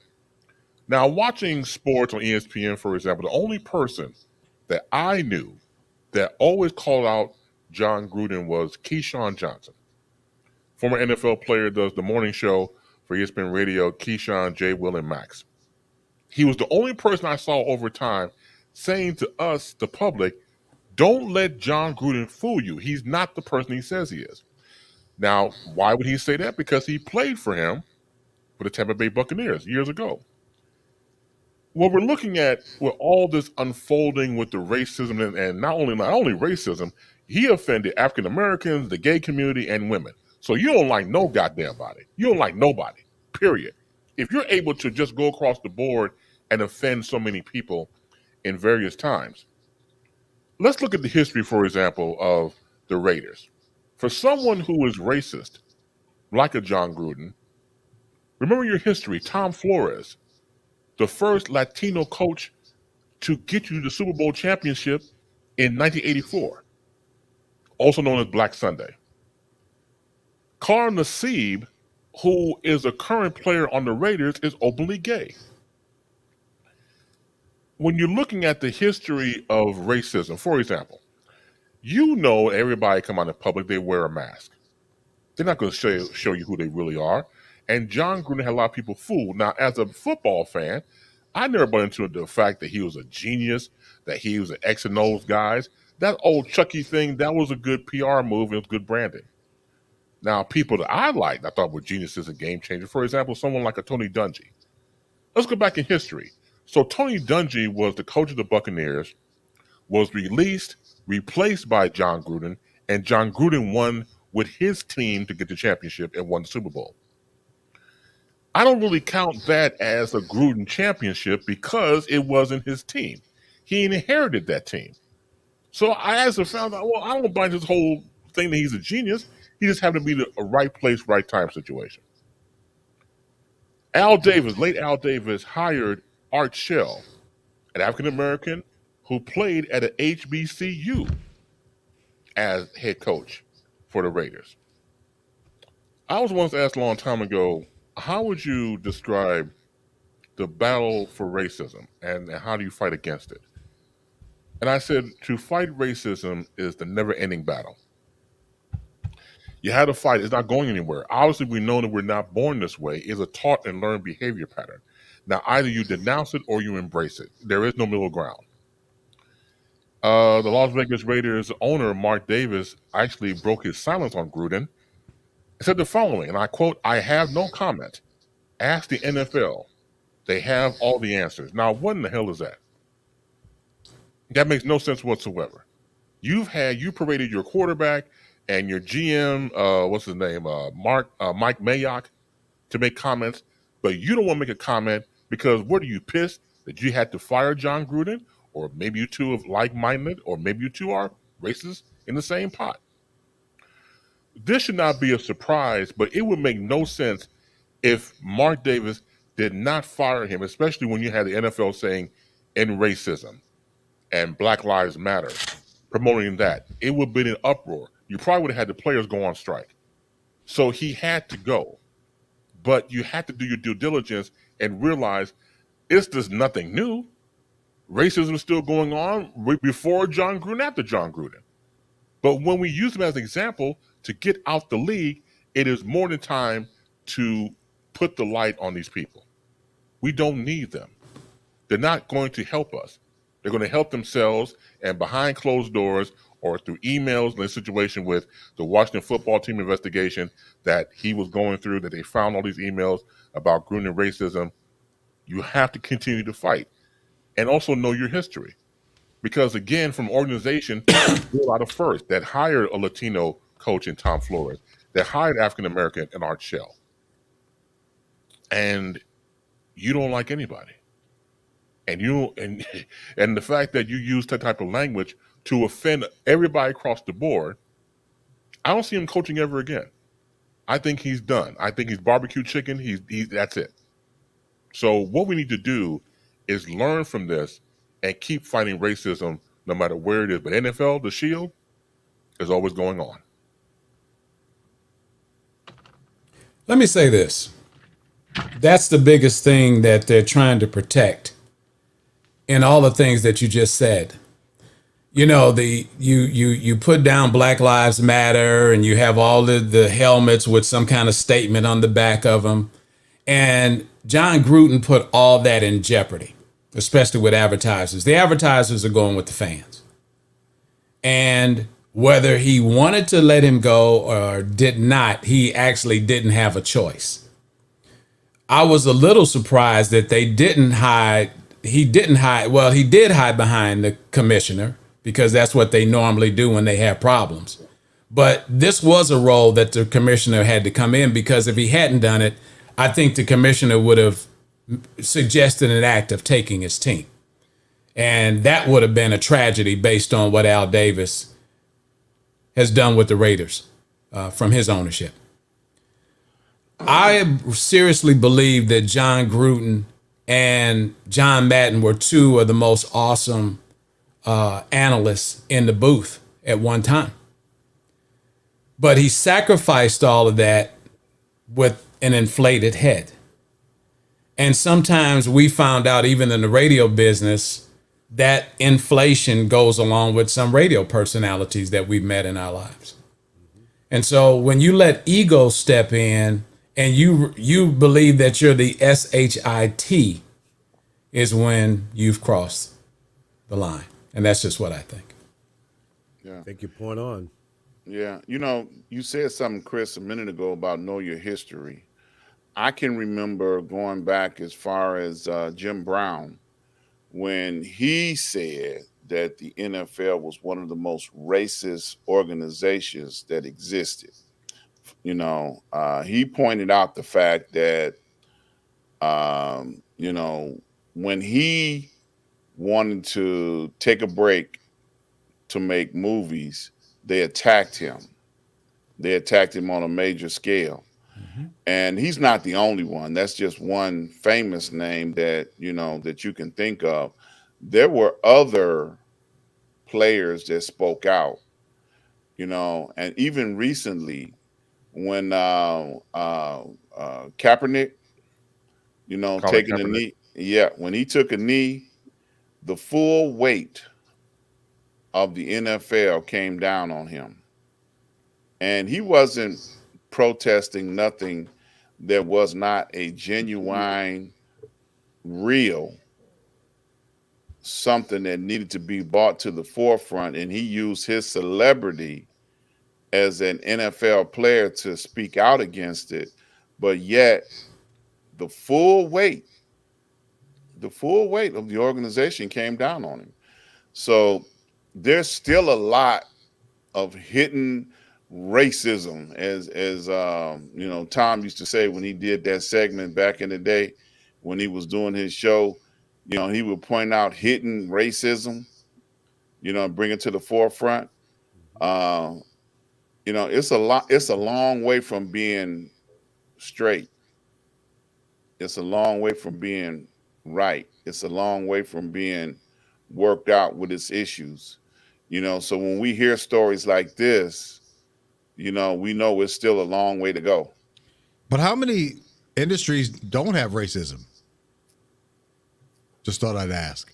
None. Yeah. It's a good Corporate point. America is infiltrated with it. But, you know, you look Especially when at it you talk like about this, big when you money. have so many players, okay? You know, when you have so many players that are involved in that particular industry, you know, you would think that you would have some of their best interests at heart. And Can I come actually behind care you on about that? And I Yeah, go ahead. apologize for interrupting, Ron, No, go right ahead. because you just hit the nail on the head for me. 80% of the NFL players are of African American descent. 50% of them are married to someone who's not African American. Is that the actual statistic, or is it just something that sounds good? Because I don't know where do you get that sort of statistic from? Well, the numbers are there. I come from a stats arena working at a network. So looking at average quarter hour shares and everything else out there, I can't give you the finite number, but you can look. I'm just saying, where does that kind of information come from? In other words, Well, did they take a survey? Look at the players. They know the background of the players. You see them on television. Right, but you I mean, see that's- all of them on TV. I'm not disputing it at all because I believe that statistic. It's just that those kind of things are a little bit difficult to prove because they don't sound like they sent out. They're not that difficult to prove, especially because it's on television. And the fact of the matter is that Colin Kaepernick was let down by his own players who had to go home and say, baby, you know, I think he's right. And they're going, we're not putting this $5 million home, our 5 cars and our money and everything else we got in jeopardy. That was the real play in the situation when he had difficulty finding teammates to take a knee with him. Right. They let him stand on his own. They let him stand on his own. Yeah. Yeah. They let him. They hung him out. They hung him out. Sorry. I mean, because all the players on that team, black and otherwise, should have said, he's right. That would have shut the NFL down. Period. Right. It would have been over and done with quick, fast, and in a rush. But most of those young men didn't have the chutzpah, the balls, to stand up for right. To give up what they got. Yep. Well, You don't give up. now here's You don't the give question. up these homes and these cars because they live by that. Now You here's spent your whole career trying. I'm gonna let you in. You spent your whole college career trying out for the teams. You're trying to make it. You go through all of this stuff, and all of a sudden, overtaking a knee, Right. you're gonna put your career in jeopardy. I'm sorry. Go ahead. I was just gonna say, having known some NFL players, their whole attitude is different than, say, NBA players because they can their jobs are not nearly as secure as, say, an NBA player because they get hurt, their career could be over like right away, and so they're a lot more insecure. So that might have had a little bit to do with why they weren't so willing to jump up and say, hey, I'll go ahead and put everything on the line for this Negro who took a knee, even though he was right. Yeah, I don't need my money. I'm But you glad know we're on what? the internet because that's bullshit. Right. They're Is not it? gonna I mean, I'm just fire- asking. No, they're not going to fire the entire team or all the members on all the teams in the NFL. That Think about endorsed him. Think about Right. it. If those games don't go on, the owners, the network, the Everybody lose advertisers, money. Everybody lose money. Everybody, top to bottom. Come on, guys. But- When you y'all stand remember- in solidarity with right, what's right. He didn't lie. He didn't make up no shit. No, Right. He told the truth. But y'all And he remember, educated a lot of dumb people that didn't understand the history Right. of that That's true. song. That's very true. yeah, just remember, 45 made it okay to be a racist. Yeah, he did. Yeah, Absolutely. yeah. He put the rubber stamp on Made it. it popular. Yeah. Yeah. So when he said y'all should be firing all these people that don't salute the American flag and the national anthem, it was like open season. But Kaepernick came before 45.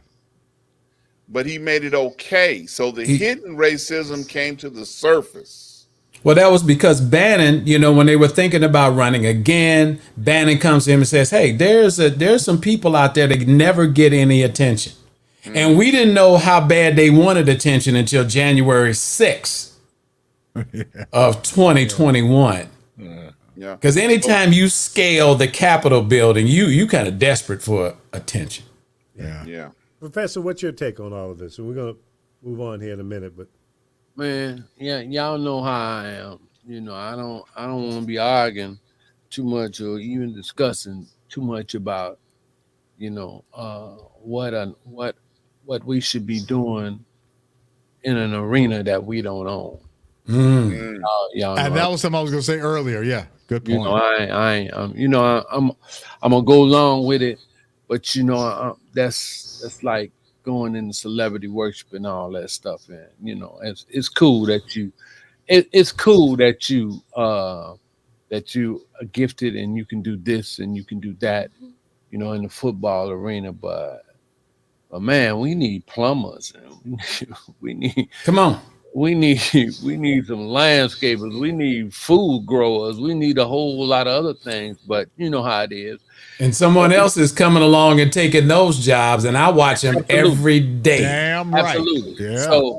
So you know we got this marquee syndrome, but it's okay. But we can. Well, what happened to Craig Hodges? We can go down the list of brothers that were making a stand. Yep. And I think probably the greatest example was Ali, Bill Russell, Yes. Yep. Even back Jim for Brown. Yep. When they did that, but you know how it is. They're gonna give you something to cool you down to keep everything up. And no, y'all talking about them brothers that maybe they didn't support them. They might have got the call. They might have got the call. You could be right. What's the call? I don't understand. They might have got the call. Hey, The listen, call from the powers that be. yeah, The ownership, And tell them to the shut up? NFL. to stand down. Don't just stand down. I can see that. Stand down. Don't follow that. Yeah, and Don't even think leave- about it. and leave it on out there. So I think that's what they call that, a motto. What is that? Yeah, that's exactly what he became. Okay, so it's cool, and then with Gruden, that Gruden thing. Listen, how do you all, or how do we ever expect to really attack racism, right? And y'all know I done said this a million times, but I'm gonna say this again. And I think this was in y'all parts of the country, the Dred Scott case. It says, Roger B. Taney said the black man has no right to which the white man is bound to respect. Now, if you've had people that have been having this on their mind for generations, what makes you think They're gonna change? Yeah, I mean, what makes you think that? And so, Well, you you're know, right. But you we know, got to keep beating the drum and putting foot in ass. That's and let right. people know that we're not going to stand down. We're not going to take Curtis it anymore. Mayfield said it. Curtis Mayfield and the Impression said it. He said, "Keep on pushing. Keep on pushing. Keep on pushing. Can't But stop now. Right. Move on up a little higher. And we a winner. That's right. Some way. oh somehow. my God, I love that record. I could too. play that record like over and over again. very Oh my inspirational. God, But the that's an love- anthem. But the love and the solidarity has to come from like what we are exhibiting with each other. Yeah, that's exactly it. You have to stand on principle for something. And see, that's what scares me about the X, Ys, and millennials is that they, we were talking about that picture, Ron, and I'm not trying to, that was your subject. But just that picture and what's going on when someone sees that. Yeah, I want to be like Lee Michaels. I went at 15 years old to see him at a H Salt fish and chip.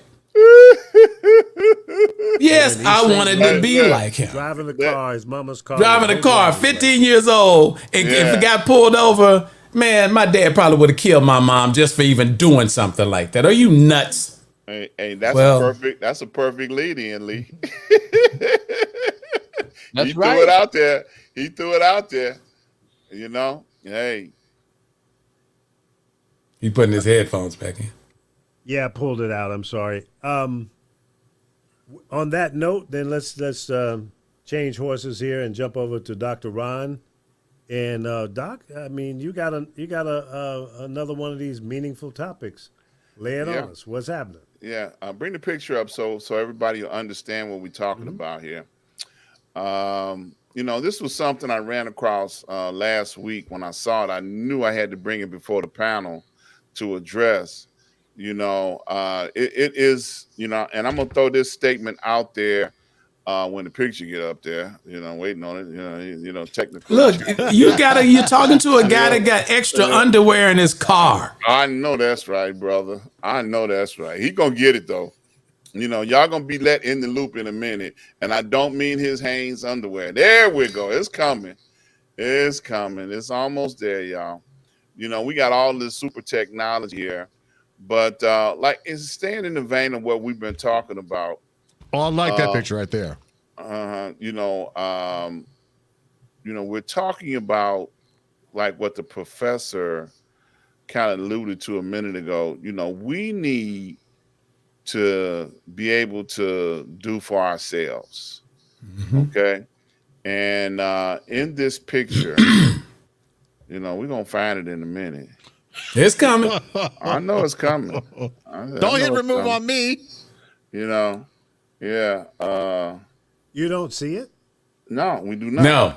Oh, No. okay. We see No, your screen, you bro. got the wrong screen up. Yeah, Yeah. you're sharing. You're Oh, sharing. my bad. My bad. Let me get it. Yeah. Right here. Yeah. Yeah. Okay, He's talking keep about we talking. don't Tell the see it. story. Tell Yeah. the story. I'm working on it. Okay. Just It's gonna like take a while. just like the professor said, we people of color, black people, need to work on establishing things for ourselves. Okay. And until we get to that point, there's the picture. All right, we got it. Oh, So until we get to that point. Now, in this picture, in the comments, I don't know if you can see the comments on this, but in the comments, they mentioned the fact that there is over $1 billion in this picture, and not one black-owned independent town, school, hospital, bank, insurance company, manufacturing company, or militia. We are our own biggest problem. That was the comment that led out with this. And when you look through this picture, these are all the word that I would say is critical influencers. These are all people that influence our community with the things that they do and the things that they say, and the songs that they sing. These guys are millionaires plus. And basically they're self-serving. Okay. Oh, yeah. In a lot of ways, they're self-serving. They do not have the best interest. Now, we support them. We give them our dollars every time we buy their song. We go to their concerts. We give them $100, $200 to support their concerts. But where are they feeding back into us as a community? A lot of the comments that was on this picture was, there was a lot of people in agreement with it. But one of the things that I saw as a common denominator in the comments, these guys are entertainers. What do you expect from them? And I know I'm using a dialect that probably would be somebody that would say something like that. But I think we need to have an expectation out of our entertainers, because if we don't, all they're going to do is entertain us. They're not going to give us in return what we give to them. We make them wealthy and self-sufficient. So when you're looking at someone that is a critical influencer, they have influence. What they say, people hang on.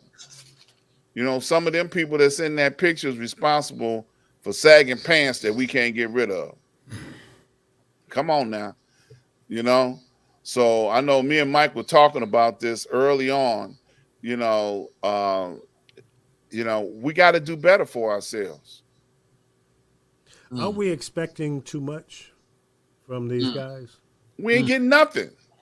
Zero. Okay. Zero. Look, I am not a role model, but It's hard to tell them how to spend their own money later. It's hard to tell them how to spend their own money, though. But it's not about being a role model in this particular case. It's about putting something back in the community. And this is what I said to Dr. Ron. When you see all these major cities that have these shootings and killings, and I mean, a big spotlight on the south side of Chicago over the last year, and other major cities in our country, where do you go back and say something to the kids except for friends, all of us have one, have a beer? You see what I'm saying? When you go ahead.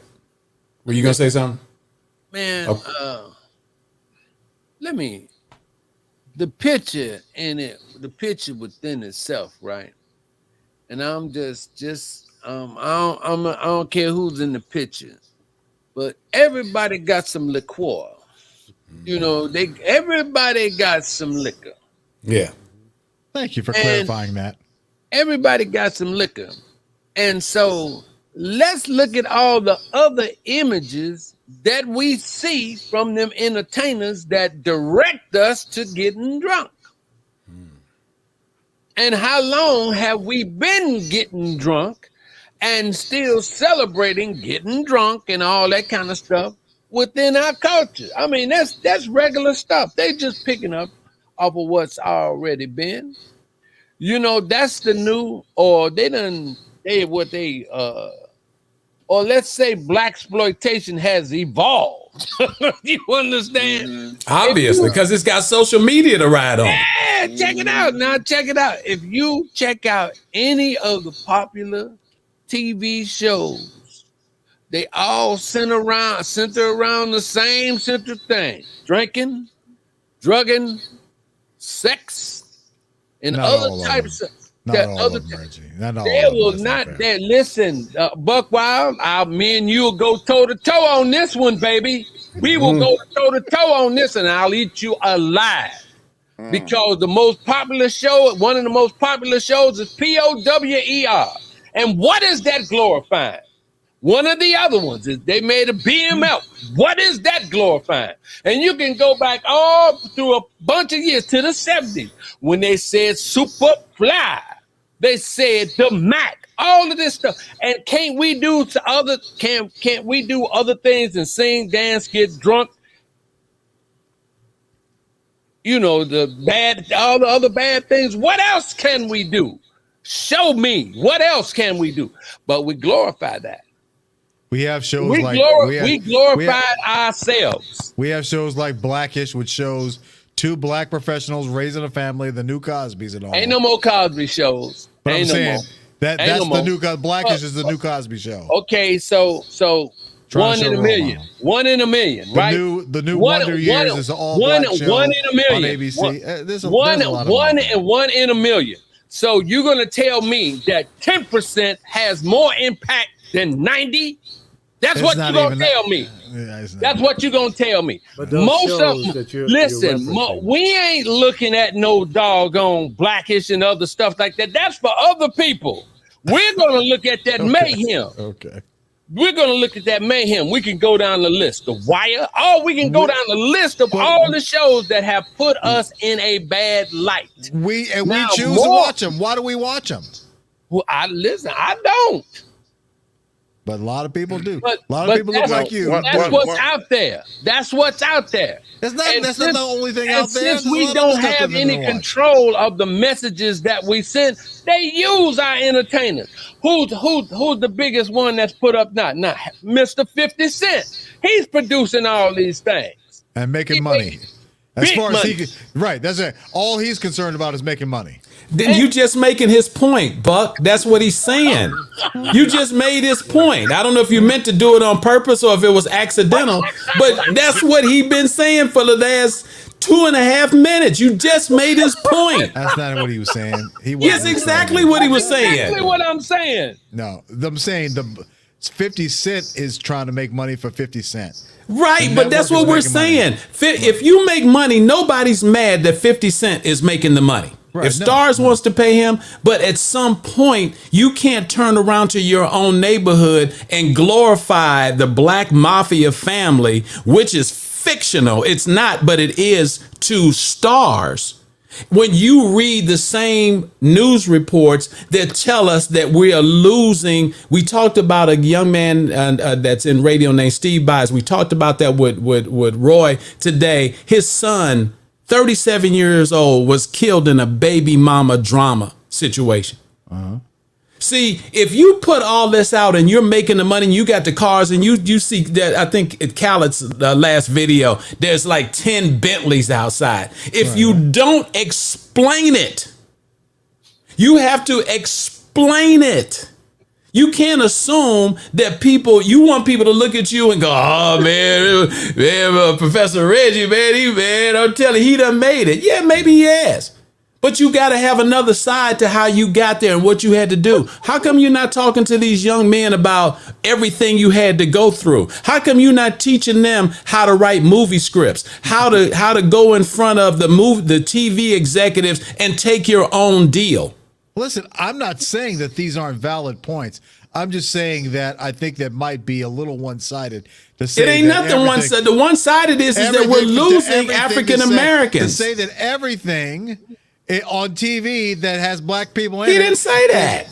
That's what he was saying. That's No, exactly he did not. He did not say that. He did not say that. You nitpicking, Buck. But let me say this. Yeah. One of the comments that was on this picture says, "Crazy thing is they can rebuild Black Wall Street instead of us dealing with this BS." And then when they get that kind of money, and this is what I believe, that's a conspiracy theory.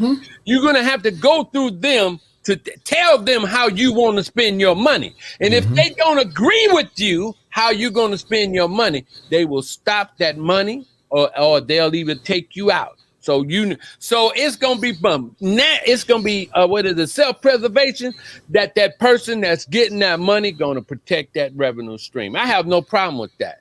But here's the thing, though. No, it doesn't seem like it doesn't seem that when we get rich, we can ever do anything for ourselves. And I'm not disagreeing with that. And you shouldn't. And you wanted to, and I'm going to say this in front of everybody, and I mean it from the bottom of my heart. You never shied away from listeners on the phone. You never shied away from going, if we sent you on a remote. I mean, you are a people person. Guys, the reason that he wanted to go back down there to Alabama, because they love him. Because he ain't the guy in the booth doing a radio show and they couldn't touch him. That's what we want these guys to do, what you did. Go back. You wanted to go back. You got your 3 or 4 other friends on this show saying, man, that's probably not a good idea. You didn't want to go down there for nothing else but to go back and see what you could do to help out. I know you. And see, and I call that, those cats, I call them members of the buffer ring. See, it's like the elite is in the center. And so they will put all the people that they gave money up in front to protect them. Because they are made. It ain't nothing but a phone call from some of the elite to take one of them out. You can have whatever, but you ain't got no power. You can have all the money in the world, but you have no power. If that were not true, then Dr. Ron, what he said that coming, we should have banks, we should have our own hospitals, we should have everything. But we should have everything. But schools. If that's what the HBCU should never be asking for no money. For more money. I know. Yep. Does anybody have any applause for that? Yep. They never. That needs some applause. I mean, based on the homecoming, that they have every year, every one of them cats should drop some money so that when these kids come to school, that if they can't get their books, they got everything else at school, but they ain't got no more money for books. And go ahead. What's down in Atlanta? Killer Mike and some other people trying to start a bank. What's it called? Green something? Yeah, green something. Green leaf or something. Green, whatever. I signed up to get emails to let me know when they're going to open up because I want to put my money in the bank. It's going to be a black-owned bank. They have gotten commitments from various other non-black banks, the city banks and the Chases of the world, up to $20 million to help start this bank. So why do you need to worry about getting money from those other banks? Because once you take their money, they're going to want some kind of say in how that money is being controlled. That's exactly right. So those guys that were in that picture, if each one of them gave up $1 million, and Puffy could give up a lot more, he's worth about $400 or $500 million, and Jay-Z and all the rest. Jay-Z's a billionaire. He's a billionaire. So, I mean, to drop a couple $100 million collectively from those guys, they could easily start that bank up in Atlanta and could have another one in Cleveland and Los Angeles and Washington, D.C., Philadelphia, Chicago, and so on and so on. they could have a chain of banks. Once they're regulated by the Federal Reserve, the rest is history. They become your Chase. They become your Bank of America. I want to put my money in a black-owned bank. So it appears that they never want to. They always want us coming to them instead of us taking care of ourselves. Right. Because we can do it. That's the concept behind Black Wall Street, wasn't it? They were self-contained. They built everything they needed in their own town until they were destroyed. Well, it was partially too because they people couldn't go to a regular bank and get a loan. Well, of course. See, segregation you got to be careful with, because the old folks used to, you know, when you lived in certain areas and all of a sudden the other persuasion of people started moving out and we spread it, it scared them because they were used to black funeral homes, they were used to black banks, they were used to black floors, they were used to black businesses. And I saw my grandmother trip like that in the St. Louis area. But my thing is, I don't think we need to stagnate growth. I think the guys who are making the money, if you've made it, if you're P. Diddy, if you're Khaled, if you're T.I., all those people that's on that picture, the pictures we need to see you is what you just said, the celebration of a big ass pair of scissors cutting the fucking ribbons on a bank or a store or something or a hospital or something that gives back to the community. I mean, it cheers. What the fuck is this cheers party? Yeah. I mean, it's okay. And they're glorifying or sending the image to more young people to get that brown liquor and to make those liquor barons more money. Do whatever it takes if they have to kill you to get the money. Right. But it takes a certain person to give back without ego whatsoever, to understand the plight of neighborhoods from coast to coast. When I saw the picture, I don't look for them to help me. I got to help me and my own and people around me. I don't want your help unless you do it. Let's go back to my history. Entertainers, and it was a different time of a Sidney Poitier, of a Eartha Kitt, of a Harry Belafonte. They didn't mind giving back because of who they were, and they knew their power to help the struggle, the civil rights movement. If that's your money, that's your bag. Do whatever you want to do with it. But it's up to us to teach our children to stay away from images like that. If you are going to see it, look, this is what the image is really all about smoking, about drinking, about sex. Right, Bass. That's right. That's right, Bass. If you put them on watching the television, watching video, and there's nobody to monitor them, go keep on watching. Keep on getting them, thoughts in their head. If there's nobody to tell them, look, that's not how the way this is. It's the glorified situation. Let me tell you what the real world is, and give them A, B, and C throughout the alphabet. That's right, Bass. Yeah. That's because you cannot use the television or video or your phones to raise children. It's impossible. Preach. What's interesting, and that is so true. That is so true. So when I saw the image of what Ron posted, I don't want you to help me, because I know you're not going to do it. If you're doing fantastic, that's great. Well, but you're living your life. I got to live mine. Yeah. And nobody's trying to tell these successful young black men what to do. I just want you to wake up and have a little more social consciousness and understanding the impact that you have made. And not all of it has been positive, and then the impact that you can make to redirect that negativity, and more importantly, help people that have good ideas, but they can't go to Wells Fargo, or Bank of America, or Chase, or Citibank, or any of the others, and get any kind of funding or financing. It's difficult for them to even go through the SBA, the Small Business Administration, to get a loan, because those are backed by those same banks. If those banks don't say, okay, we think this is a sound idea and we're going to pass it on to the SBA for their blessing, and we're going to give you the money, because if you fail, we're going to get the money from the government anyway. So they don't lose. Why is it that we see so many other cultures just doing stuff like owning convenience stores and gas stations in our neighborhoods and everybody's neighborhood. Because they look out for each other. These people come in from foreign countries. They get in a house, and 16 people will be in that house. They'll all go out and get a job, work hard, bring that money into the household. Why can't we do that? From there. Why can't we do that? We should be doing that. Buck, don't make me answer that question. I'm gonna just move. I'm making you. I'm gonna put a gun to your head. Answer that damn question. Answer the question. No, come on, you're the one with the PhD, dude. Ron, tell him to answer the question. No, man, go on. Ron, you go on answer that question. Man. No, Professor, nobody can answer like you can answer. Nobody can answer like you, Lee.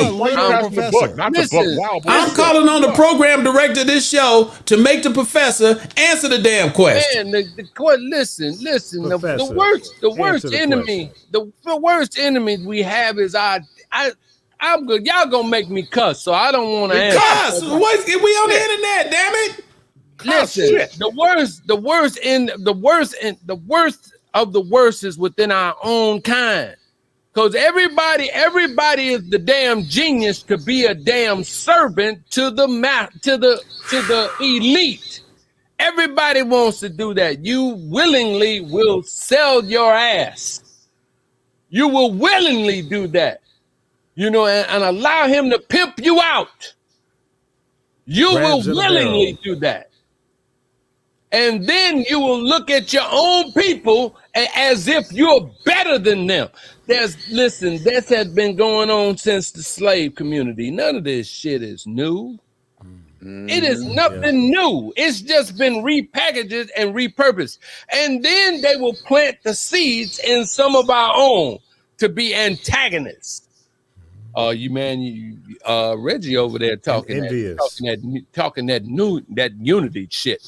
You need to go ahead on and say we don't need to be unified. And that's what you'll do. A brother, I'm Reggie, don't nobody want to hear that unity shit that you talking about. And it all comes from the elite running what's in our own mind. Come on. They program you. Yep. They program us to fight one another. This has been the best example of us people getting along, that we can't even live amongst ourselves. Yep. You think back to history. Can you say that again? Man, it's just like band together, we're gonna perish. We're gonna look, disappear. Think back when the silk. Go ahead, Lee. And it's not about being negative towards anybody else. It's about putting some glue on our asses and sticking. That's right. That's right. That's exactly right. Let me tell you something. Right. I've got 400 examples I can give you. I have a black-owned limousine service based in Los Angeles. I've had as much as 16 drivers working with me. Most of these guys are independent contractors that I farm work out to. Most of those guys happen to be African American. Some of them are not. Mm-hmm. And do you know what? I did it because I want to make sure that those guys could take care of their families. Okay? I didn't know nothing about no transportation business, but quick study, I got into it. 2019, I was doing fantastic. My goal in 2020 was to spread that dream to 10 other cities around the country. We know COVID hit and that didn't happen. The fact of the matter is, we have to learn to work together, not continue to be crabs in a barrel. Amen. Being jealous of each other and pulling each other down. I had a handful of black clients. Most of them were not black. And I got to tell you, the most disappointment that I've witnessed and experienced has been from those black clients. They expect you to give away something, to give away your services for almost nothing, demand and expect so much more. And listen, I give them first class. And if one of my drivers don't do that, then I have a conversation with those guys, try to redirect that and fix the problem, call the client and say that will never happen again. And if you don't want to see that driver again, you won't. But I try to fix it, make it better. Mm-hmm. I won't take that guy and shoot him in the head and get rid of him. I try to fix the problem. That's what I did right. in radio. That's right. That's what I've done in life. Right. Yeah. And I try to help people as opposed to kicking them to the curb unless I have to. And anybody that ever worked with me, it's like Roy Michael Roberson came on tonight and said, hey, we didn't always agree. And I had to fire Roy Michael Roberson because of what he was doing on the air. But he appreciated it because it made him a better person. Amen. I didn't lie to him. I didn't jerk him around. And I've had 4 or 5 or maybe 6 or 8 other people have come to me after I let them go and said, thank you, Lee. Thank you for doing what you had to do because I wasn't doing the right thing. That's the only time anybody got fired by me. Am I right or wrong, Mike? No, absolutely. Okay. That's it. And He created a job for me. It wasn't even just out of the blue. He wasn't even ready for the job. He had never been a production director. I'd never been a production person. I didn't want to before. see this man out on the streets. And he had a didn't. Family. Yeah, he didn't. Yeah. And that's the way I roll. And look, I'm not the only person that's done things like this. I know a lot of people did things to help me. That's And right. those guys are dead today, and I could never repay them. So the only thing I can do is to Pass take it that on, baton pay it and forward. pass it on. And Pay- just yeah, in that that's it, pay it spirit, forward. That's what we all have to do. That's right. And if any, well, I don't even have to say anybody on this panel, y'all know me. You can call me anytime and for advice or if I got something, you got it. That's right.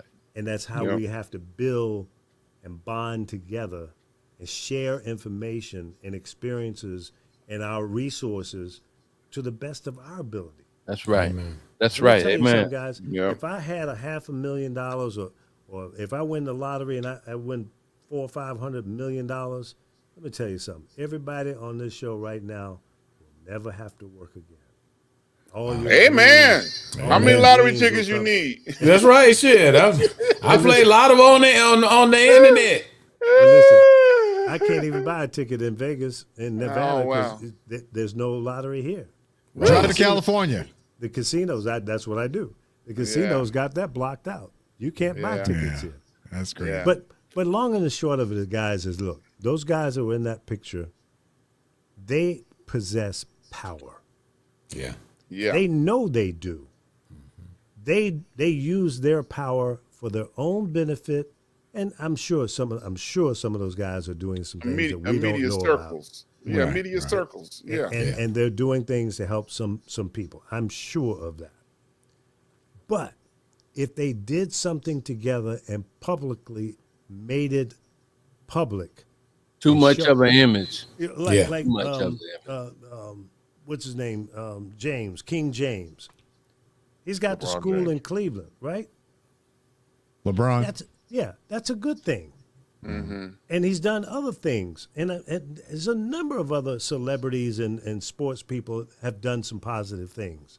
But you can count them on one hand. Exactly. But you know, also too though, when some people, not all of them, but when some people get a lot of money, that ugly thing called greed kicks in. Yeah. Absolutely. And all they're And doing is selfishness. focused on getting more and more and more. And they pass That's that poison on, Buck. That's the whole reason, the genius of Ron bringing this to the table this week is because we have to have these conversations. And if they're not going to be smart enough because they got the Bentleys and the houses to do it, then we're going to look at you and get on the World Wide Web and expose you. Not to have anything against you. I think we're all fans of most of those people that's on that page. I'm happy for Jay-Z. Yeah, we I all would, played I their would like, music. I would just like to see, I would like to see some type of summer recreation league. Yes, come on. I mean, I remember being, and then the liquor barons, they provided that for us. You know, we got the little uniforms, but it was Budweiser. You know, but because they wanted us to drink that beer. That's But right. if these guys, these multimillionaires, if they came to some of the bigger inner cities where there were problems and started the 16-inch softball leagues or the football teams, or did some things that to make both for males and females to make them make our children do things other than just think about the realities of their lives, maybe we can start saving some more lives. Absolutely. Yeah. we can start saving some more and, lives. and you know, and on the flip side, just as an example, Steve Harvey has a ranch that he takes inner city young boys to the ranch, and he takes them out there for a couple of weeks at a time, and he works on helping to develop their survival instincts, man instincts, you know, teach them things that will help them, and then turn around and come back and help other young men that come to the camp. So there's an example of a successful person, you know, doing things like that people can, you know, you don't have to recreate the wheel, you know, just do what you see, you know, that's working. You know, I mean, I ain't telling everybody to go out and buy a ranch, but, you know, you should, you know, Black Wall Street is an example of a success story that all of us have heard about, you know, and it's not, you know, and it's not an impossibility to help establish Black Wall Streets in every community.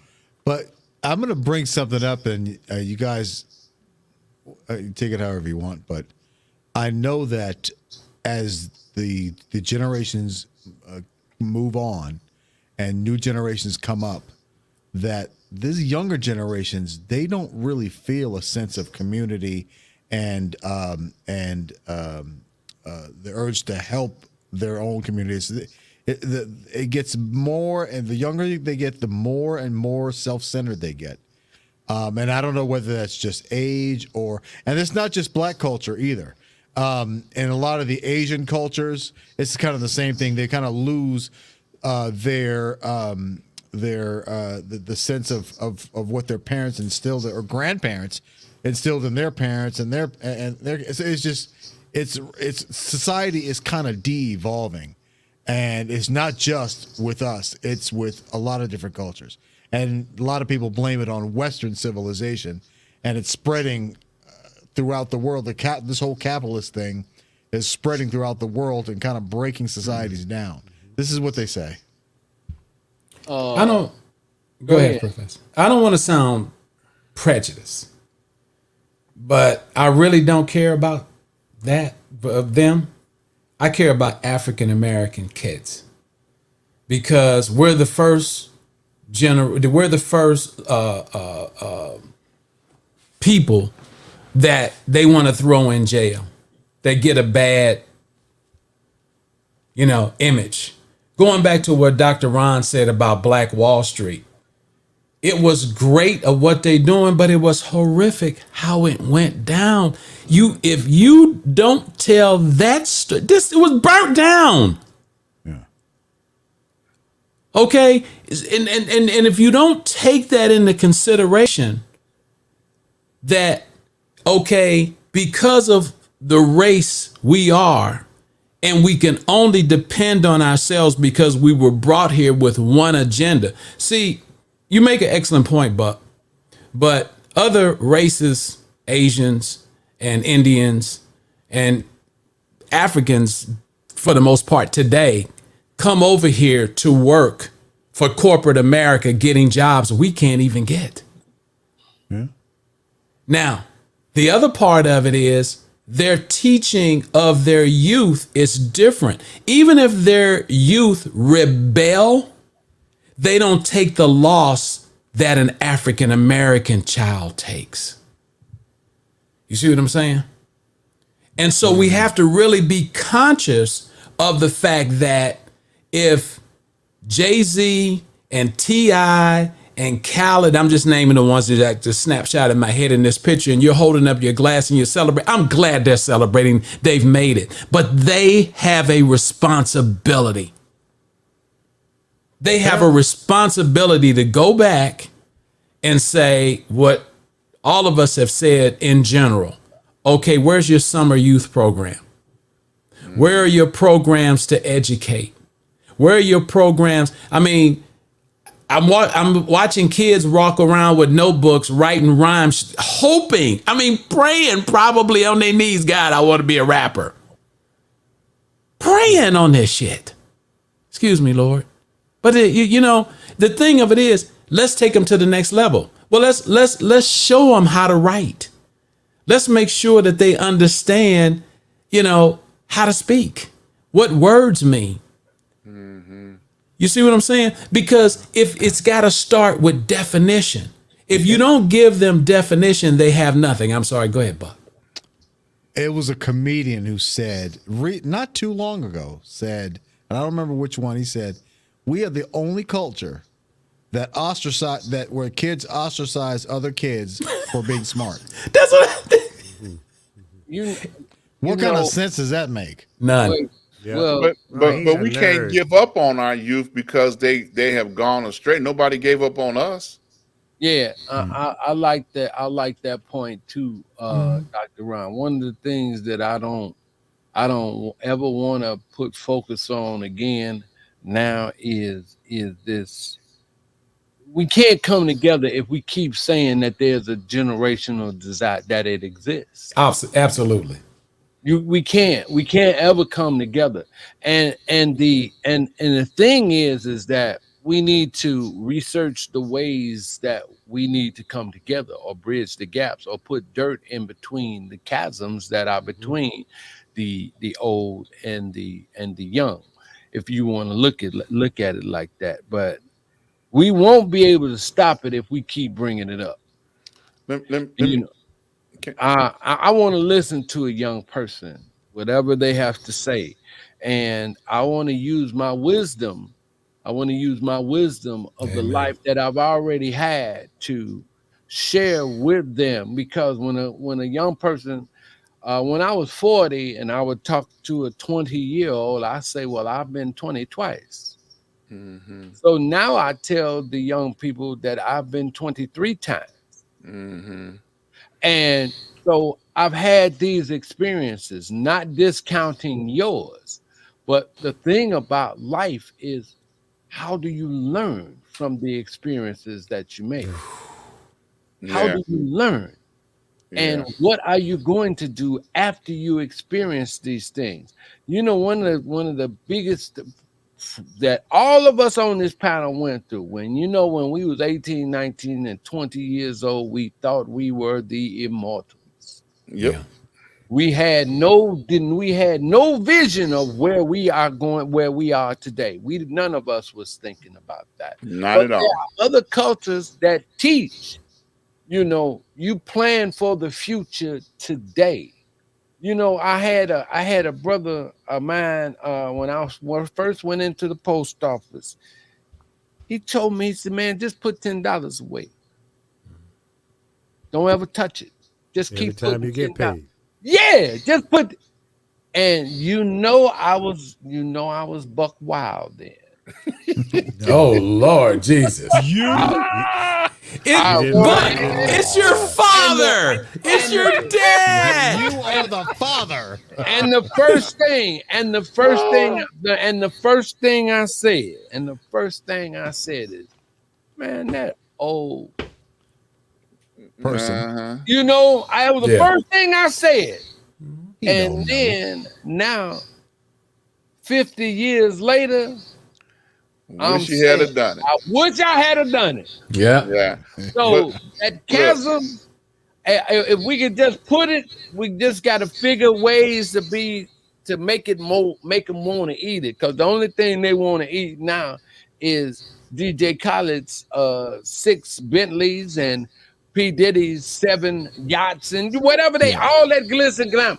But when we all can't get to that, that's not for the finish line for all of us. So what's your plan B, baby? Yeah, but it's got to start in the family, because like I said, the other cultures, they're always teach their kids the right thing to do, what they need to do to get ahead in life. Yeah. And if we're not doing that, if we're letting DJ Khaled's music raise our children, then whose fault is that?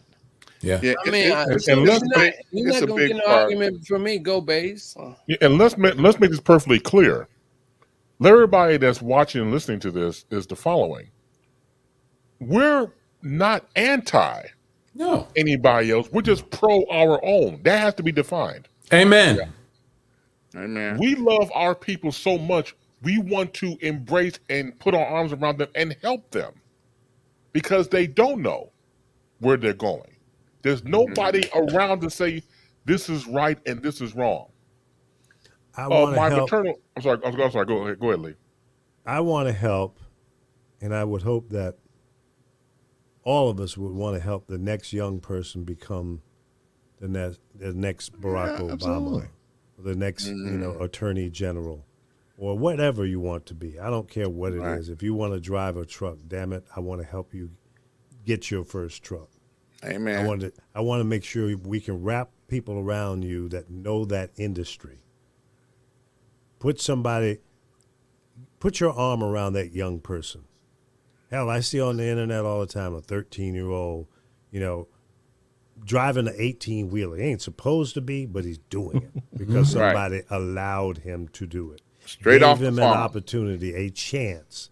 Yep. Straight off the sit there farm. in that seat. Right. And it may have been starting out driving the tractor on grandpa's farm. Yep. But now he's driving, daddy's tractor and trailer in the parking lot where daddy's picking up something. Exactly. So the idea is we've got to reach back and pull along the next generation of creative people who have a passion for doing whatever it is. I don't care what it is.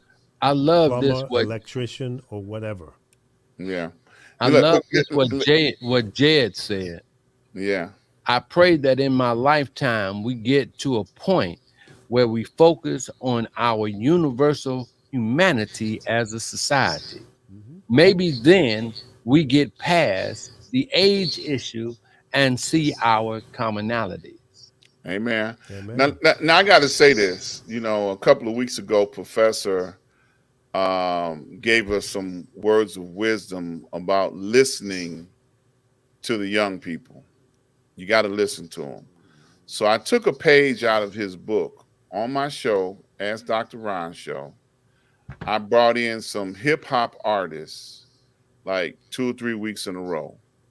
And I allowed them to be able to explain to me what it is that they do. So, because I was in a learning curve, I wanted to understand, and I was listening what it is that you're trying to say, what it is that you're trying to bring to the public, and what is your accountability about what you're saying and what you're doing, because you do have a certain amount of accountability. So it was a conversation, not me jumping on them, telling them that they were wrong for doing what they were doing, and me embracing the communication that took place between them and me, not understanding their genre of music. And my takeaway from it was this: every single one of them said that they're telling a story. They're telling their story, where they have been, what they have experienced, and they did it to a hip hop beat. So I was able to understand that because I understand how R&B tells the story. I understand how country tells the story. I understand how the blues tells the story. And they all telling a story about something that they have experienced. So I wanted to applaud the professor for putting that out there in the first place, and me being able to act on it, to be able to allow these people to come forth and educate the people that follow me, because it's something that we needed to be able to hear that came out of them. So now when I hear it, I don't shy away. I can understand what it is or try to understand what it is their story is saying. So I thank you, Professor, for that advice. Well, think about it. We were getting that in the first stage of hip hop when we had rappers and they were talking about their communities. Right. It started off in that process and then it just took a hard right turn and never turned back. Go ahead. Which rappers are you talking about, Mike? Public Enemy, KRS-One. Okay. It was some brothers before them that was still deep too. Oh yeah, you just. I mean, you hit. I'm 64. You just hit me off the top of my head. So Yeah. You know, Well, we left, right? I'm talking about the poets. You know, yeah, I'm the talking about poets. Yeah, there you go. Last poets. we had Gil Scott. We had, Yeah. that was using poetry and putting music to poetry. Absolutely. Right. And And they were talking about the movement that existed at that time. You know, now their stories are a little bit different. Oh, It's not positive. It's negative. It's No, hard. It's yeah. it's violent. It's disgraceful. I mean, it's degrading women. that's And, what the market wants. I've had a number of conversations with rappers back in the day, and I told them, I said, look, I'm opposed to you calling women, the B word and referring to them in a very negative way. I said, I'm not going to play that stuff on my radio station. Well, man, that's what's happening in the streets. Yeah, but it ain't happening in every street. No. You're only looking at it through your little, tube, your straw on life. But there's a whole lot more that you're not, talking about. Right. And you got to broaden your base and, something positive. But, Right. the positive rappers got ostracized and kicked to the curb and and denied the opportunity to be heard. And that's a shame. Right. This I've told this story a million times.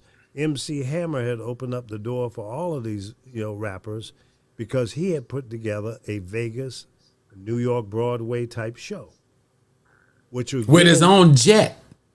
yeah, which could have given all of them the platform to follow and make a lot more money than even what they're making today.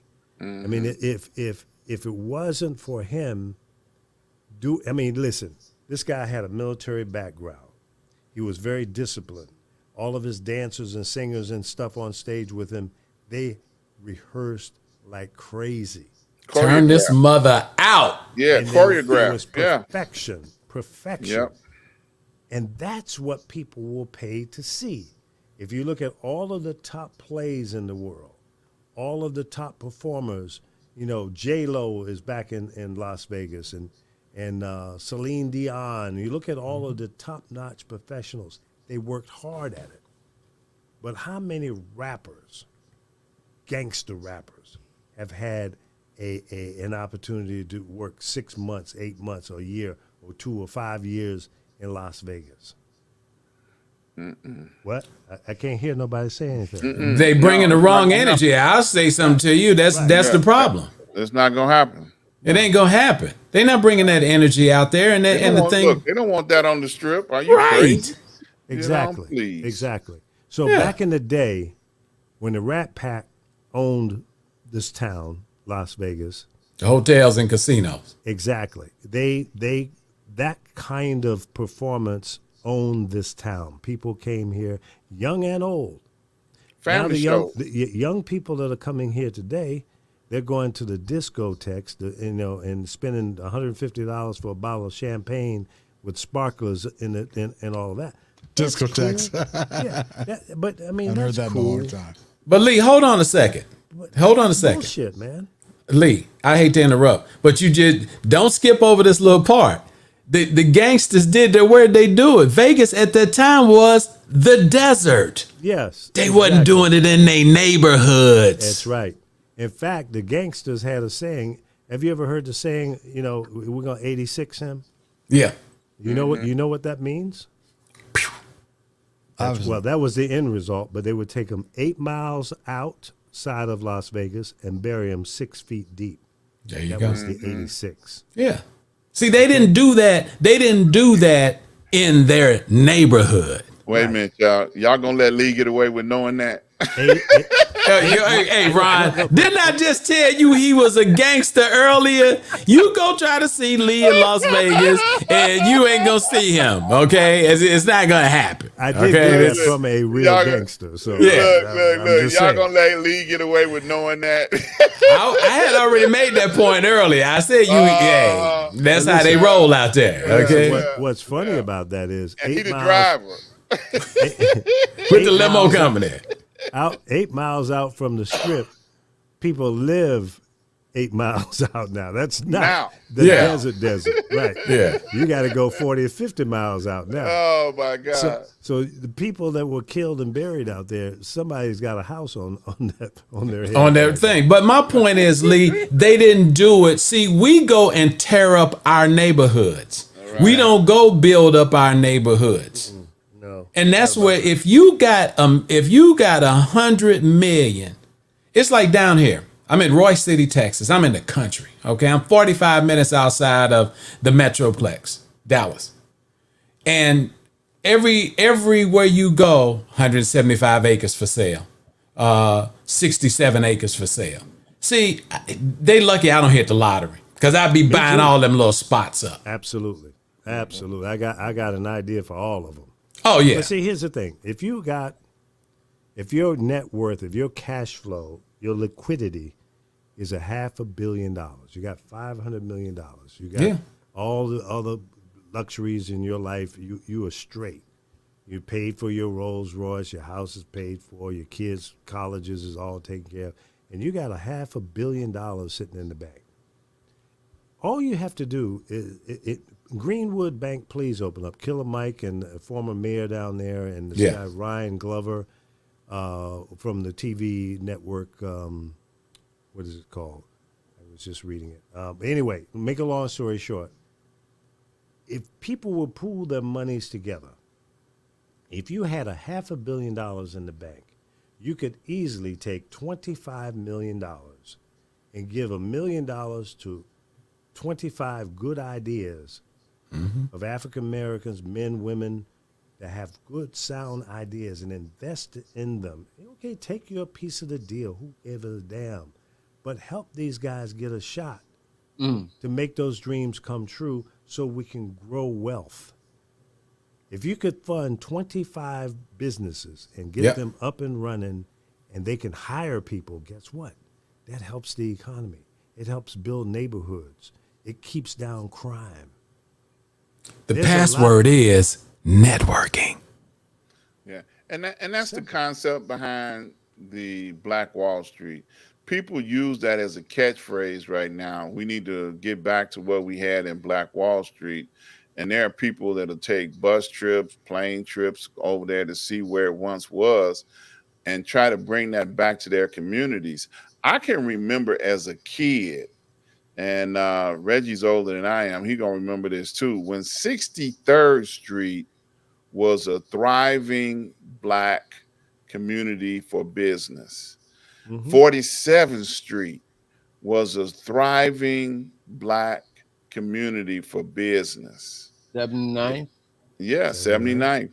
You know, so now all of these places, you know, we don't have any of that anymore. Yep. You know, and people supported those areas. You know, when you go back to Robert's Motel era, he was the only Black hotel that folks could stay in, Stars, because Black folks wasn't allowed downtown. Okay, so now, you know, because we didn't arrive, you know, we didn't made it, you know, now we don't think of it as a necessity to have our own stuff, because we can go down and buy purses from Chanel, and you know, all the Louis, they're making Louis King. We, you know, first thing we do, you know, is go support them. Now we got a Black bread company in the country that's on the uprise, and how many people are asking for the Black bread company? How many people know about it? Come on now, you know, we got to support people that are even trying to establish industry. I know about the Black whiskey company, Uncle Nearest. Good stuff. Yeah. But, you know, he's talking about Green Book theory. See, when you went down south and you had the Green Book, you knew where. See, it's still time for the Green Book theory in 2021. Yes. Because like Lee just said, I ain't know nothing about no Black bread company. Well, how come I don't know? Because there's no distribution of this information. Right. You see what I'm saying? We don't depend on the phone book is elite. Remember, you used to get the phone book? Gone, brother. It's gone. Yellow It's pages. gone. Yep. And then you had the white pages. You can find all your relatives, no matter what town. Everybody. That's right. But who You was it? You guys said ever a few heard minutes? of Bounce TV? Of course. Of course. Okay, that's black owned. Ryan Glover. Yeah. Did you know I just that? saw Nick Cannon. Nick Cannon has a show on. I don't know if it airs on all the Bounce TVs, but on WSB TV here, their 2.2 channel is Bounce, and Nick has I guess it's a daytime talk show where he has to sit down with guests and all that other stuff. Yeah, he's got that. I've never seen it until I saw Bounce. I just happened to pass by it today. I was like, oh. Well, here's where we get messed up. Okay, so when Bob Malone was creating this whole cable idea, okay, they had 3 tiers of cable. The first tier was your basic, then you had a plus, and then a platinum. The thing that he did for African Americans was to give Bob Johnson the BET space on the basic. Yeah. Which meant that anybody that got cable when it first came out got BET. Yep. But they actually did it to make them compete with MTV because MTV didn't want to play Michael Jackson. Right. They had groups that they wouldn't even play on MTV. MTV had to grow up almost immediately or it was going to be dead broke because it came out the box. Oh, we're not playing that. We ain't doing no Earth, Wind, and Fire. Who the fuck is Earth, Wind, and Fire? Right. And they had to play it because Bob Johnson was playing it on Forced them to BET. play it. Yep. Yeah, he forced them to play it. Now that medium has gotten so big, and like what we're doing when we're going to premiere the TV channel in the next couple of weeks with Roku. See, it's so big now that we almost kind of get swallowed up. But the thing that has to happen, we need these celebrities who are getting the opportunities to come back to the nest and make sure everybody knows about it. That's how important that picture is. Go ahead, Chris. Yeah, well, you mentioned a good point, Mike, about MTV not airing black performers and musicians, Michael Jackson. If you go to YouTube, there's a great interview with, at the time, one of the VJs, Mark Goodman from MTV, and David Bowie. And David Bowie asked him, why don't you have any black artists on your network? I suggest go back to your bosses and tell him or her that. Because he was dating Iman, so That's right. He was catching it. Yeah. Look, he was down for the swirl. Oh yeah. So he's also woman foreign. Stays happy if he talks about black people being on MTV. Yeah. It really was a monumental interview because it never been addressed before. Right. And I know it threw Mark Goodman for a loop. He was like, look, all that aside about me having my videos here, why don't you have any black people on your network? Yeah. Between him and Michael Jackson, they changed the game over there. Oh, he changed the game. And he got away with it too because he's a foreigner. Yeah, well, of course. Yeah, of course. But the fact of the matter, what Chris is saying is that, it was so obvious. Right. That's the whole thing. When something's so obvious, you're going, okay, you're not gonna play Michael Jackson. Michael Jackson had Michael had established artists wanting to be like him. People who was already famous. Elvis was looking at Michael Jackson. Yeah. Well, don't get it twisted. Now, what's interesting was when we worked with Mike and I worked with 2 MTV VJs back in Dr. New Dre York. and Ed Lover. And I remember asking, I thought they were just like rich because they were on MTV, And one of them said, it might have been Dre said, they don't pay us hardly anything. And I was like, but you're on MTV. You got the #1 show on MTV. He said, they say, they don't bill enough. In other words, advertisers don't want to advertise on the rap show. Right. So that's why they can't pay us anything. It's probably true.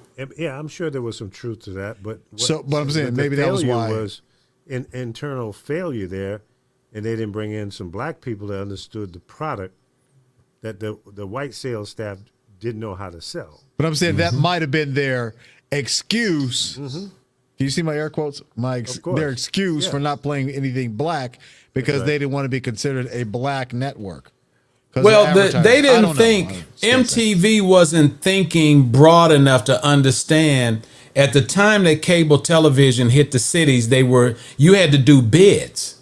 There was no Spectrum. There was no Time Warner. What we know now as DirecTV now, none of that existed. Right. These were people who had construction companies, because every time you were awarded, you had to bid. And when you won the award, you were winning it to build out that city. It never had cable. Right. That's right. Dig the lines. The line. You got to put the lines up, and then that's what brought the Telecom Act of '96 into place, which the Mays people put radio up under, and consolidation came in, snuck right in the door. Yeah, but the Telecom Act was a cable bill because most of those people never finished the damn jobs. When I first got to Chicago, the cable wasn't laid all over Chicago. Right. Set-top boxes. When I got to New York, it on was the same TV. way. Yeah. On TV, yeah. Mike, when I moved to Brooklyn, remember the little studio I had in Brooklyn? Yeah. There was no cable in that block.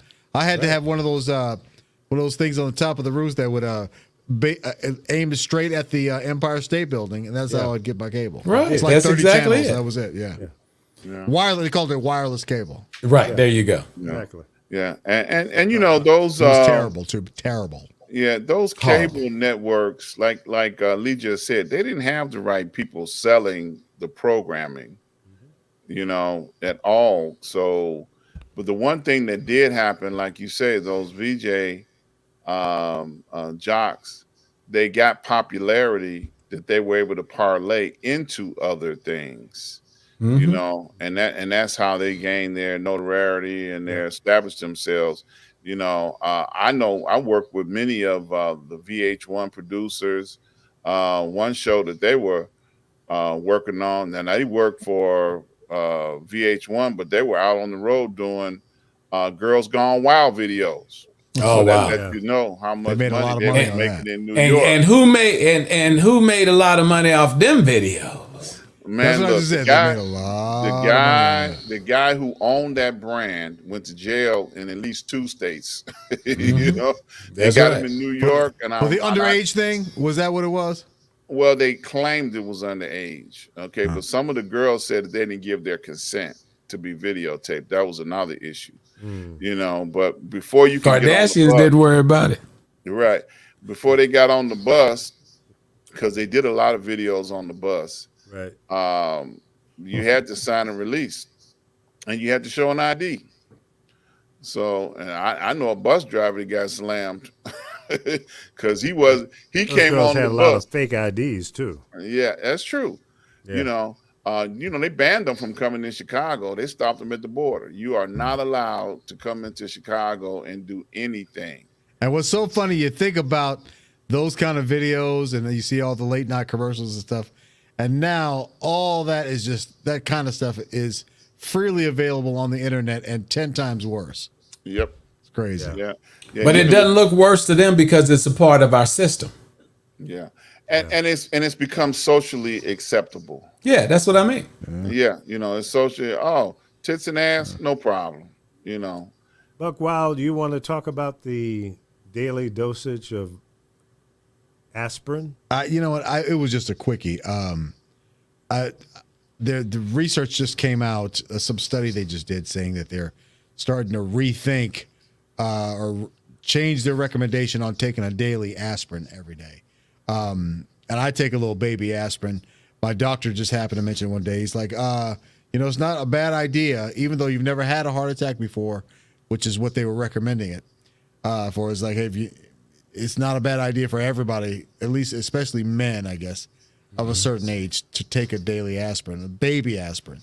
Right. And so I started taking it or whatever, and then they come out with these recommendations. Say, oh, wait a minute, It's going to cause the potential is there for internal bleeding. So Yeah. maybe you might want to rethink that, But especially men over 60. We knew that an There's a aspirin chance. could cause you to have some kind of stomach problems. And, Man, when but I first always started taking them, eat. Yeah. right, when I first started taking them, I didn't know about the baby aspirins. I was taking a regular aspirin, and then I damn. noticed my gums started bleeding. Yeah. Oh wow. This is years and years ago. But it was like, oh yeah. Then I read up on it. It's like, oh yeah, you got to take low dose joints. Lodos. 81. Lodos. Yeah. It wasn't a real discussion. I take a daily aspirin because my doctor recommended it. Yeah. Because I had a little bit of cholesterol, and he said it'll help keep the arteries, flowing, the blood thinner. See, look at that. Yeah. There it is. Yeah. Pro yeah. got one. I've got the same brand too. Same brand. Wow. Is that generic? Yeah, it's generic. It's a store brand. Yeah. Yeah.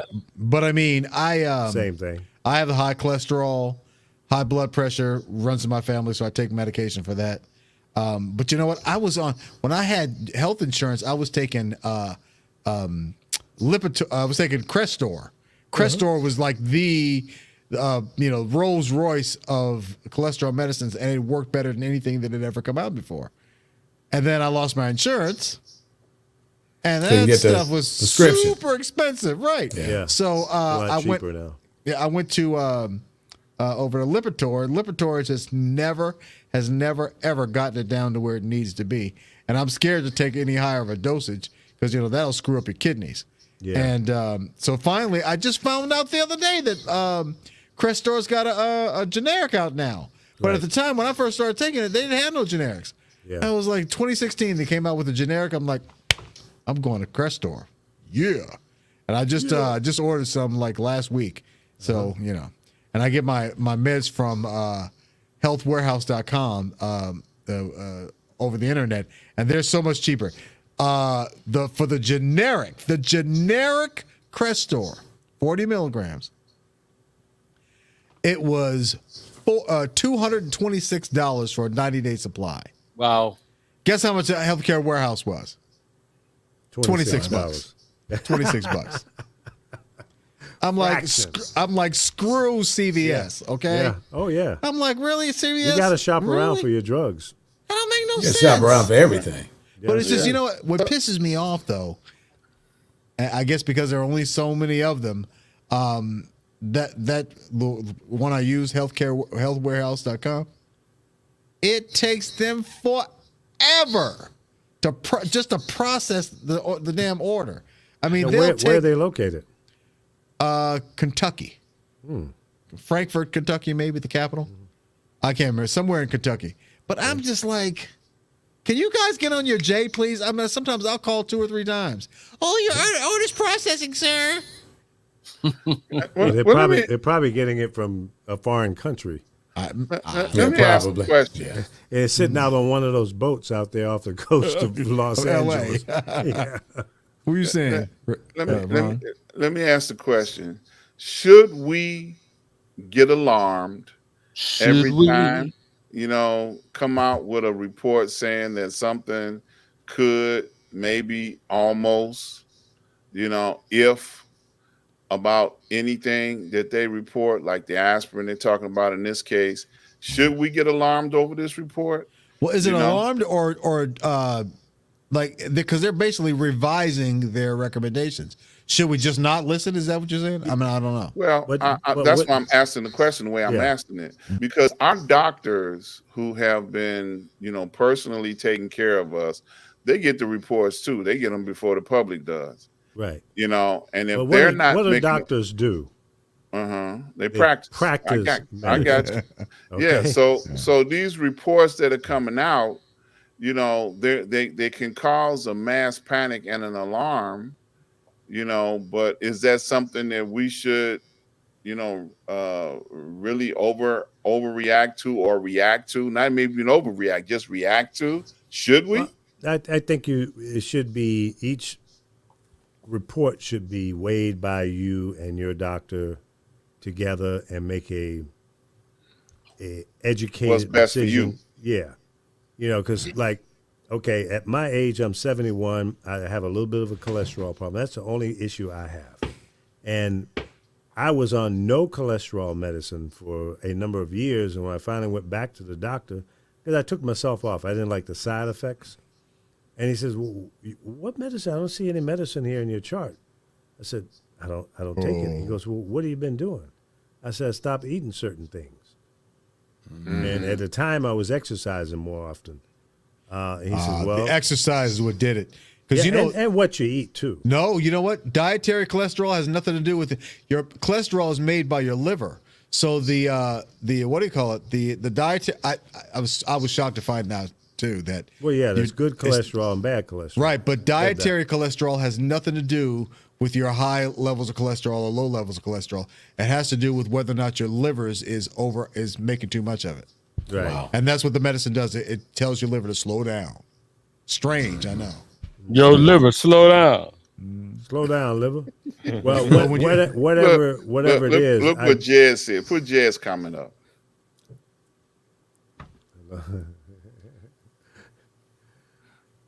Jazz said, I've lived long enough to see butter and milk go from good to bad to good for you. Always get a second opinion before putting any meds in you.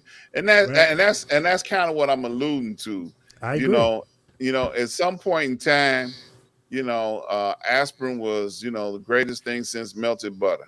Like, oh yeah, everybody should take a butter. That's what the medical community recommended for everybody of a certain age. And now with this report, which is brand new, it just came out. So now everybody's like, I'm be calling their doctor talking about, should I still be taking aspirin? But like Lee just said, it's something that individually we need to be, because I don't know about you guys, but I'm in tune with my body.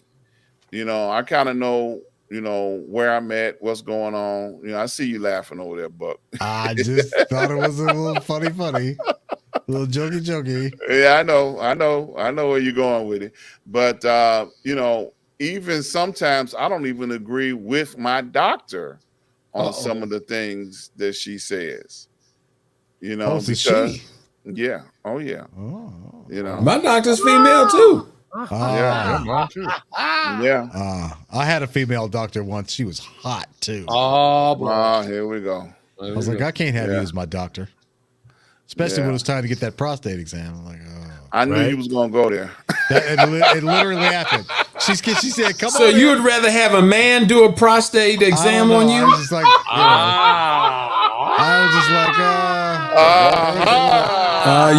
you said it. I'm just asking a question. No, she said, no, it's the way she said it. She said, "Come on." No. Don't tell us about what she said. I asked you a question. We going Perry Mason. No. Assume the position. Your Honor, would you assume the position? You ain't gonna overtalk me on this one, nigga. Would you get him to say that he want a man to stick his finger? This is what she said. Made me a little bit uncomfortable. Thank you very much. Did he give you a reach around, Buck? Yeah, I want to know. Did he give you a reach around? Yeah. What was the report? You did it. I just see, and you just made it worse. I'd have left it alone because I love you like a son. But then you just go try to shout me out, so I'm gonna have to go on in on you. Oh, I didn't mean to use that. And no pun intended. I'm sorry. Oh boy. Man. Oh. Okay, go ahead, Buck. You got the floor. What are you talking about? I wasn't listening to you. But how did you just answer me if you're not listening to me? I wasn't listening to you. Oh, you weren't listening to me. I was not listening to you. Okay, are you listening to me now? No. Can you hear me now? Hit Jed again. You ain't saying shit. That's why. I'm gonna tell you why I said that, because I do, have a female doctor. And what was really funny, when they gave me the first one, she had her nurse practitioner with her. And I was like, okay, which one of y'all in me back here? Because they were back there like just having a ball. Hey, Mike. It was both of them. It could have been. I mean, I don't really think that the diameter of the circumference of the area that we're talking about in Area 54 is that large. If you were hearing the words that was coming out of my mouth. Oh man. But wait a minute. I'm sorry, Area 54? Oh, hell. Now, Dark side of the moon. Mike Love, did you ask the question, hey, are you 2 knuckles deep? Yeah. You know what? Actually, let me tell you what I did, and she started just doing it to get it out the way, because I said, hey, Dr. Babian, you keep that up, you get ready to take this whole doctor patient thing in the wrong direction. Hey, she went out, got what she need to get done and keep it going. Because at first, I think she was, the other lady was a nurse practitioner, so maybe she was in the teeth. Well, you ain't taking it. No. Yeah. All right, Yeah, I'm gonna go around the table here before we get out of here. What's it, Reggie? Give me that look again. Look, wait a minute. I gotta ask the question because Jez said it. He said, "No man tells me to cough with my junk in his hand." Do they even do that anymore? I was gonna say, now I haven't seen that. Yeah, that was like, oh man, but he just showed his age. What year was that? Yeah. Oh man, they don't even do that no more. Yeah, I don't know if they do that anymore. I think they didn't. So many people that's a didn't Bill turn their Cosby head. moment with them Jello pudding. Yeah, pops. that's right, Jello.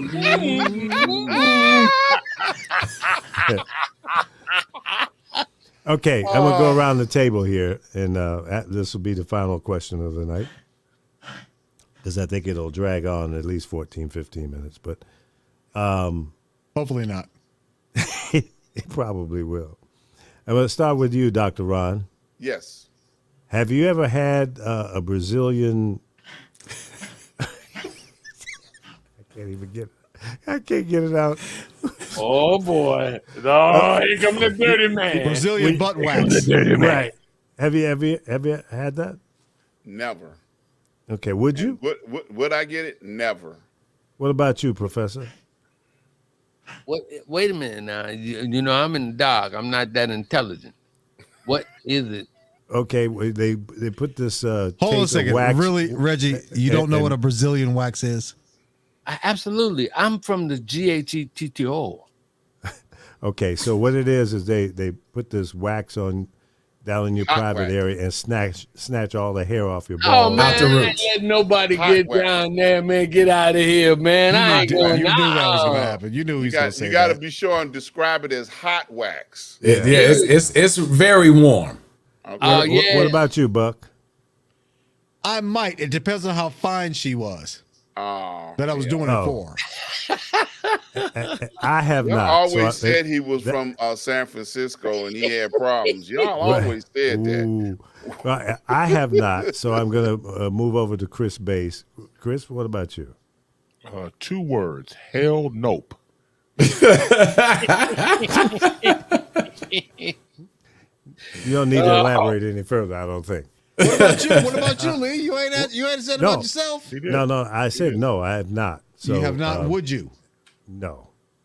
Okay. I don't have the nerve. I don't like pain. Well, you're also married too, so you don't really need to. No, that's why I don't need to, because I get enough pain from the wife. I don't need to get. I hope she ain't looking. Oh man, you brave, boy. You got to brave. But you ain't got no internet at the house or something, boy. You got to brave, dog. He turns around and looks over his shoulder. You're right. You got to brave, dude.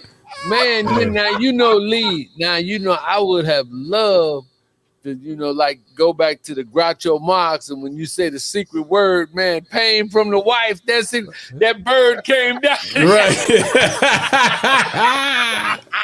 Right. Oh my God.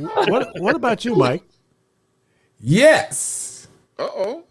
As if he didn't know the answer. Yeah, right, exactly. I mean, he went all the way around. That was a good move. I'm gonna tell you something. A young lady was telling me about it, and I found it the first time she had mentioned it to me. It was interesting, and then she told me that her husband got it, and I said, "Well, okay." She said, and ever since then, because he's in our demographic, right? Mm-hmm. So, there are certain areas. Right. Yeah, right. So in that demographic, she, as you get older, you have black hairs and you have gray hairs. And so she said she liked the fact that she said she felt like it brought youth to the situation first and foremost. Made you look like a baby down there, huh, Mike? Well, no, not a baby, but just clean. And so that razors couldn't do. Say that again. Yeah, a razor could do it, but you know what happens with the razor? Because I did some research before I did it. You can get razor bumps. Mm-hmm. Okay, I don't get razor bumps. But Buck, we're not even going to start on your skin. So let's just stop. Stop right there. Stop. So are you still a repeat offender? I just did it one time. This is the first time I've done it. How long does it last? So you're not going back once a month? Yeah, they said about 30 days. If you want to get cleaned up again, you can come back. But what happens is... Wait, hold up.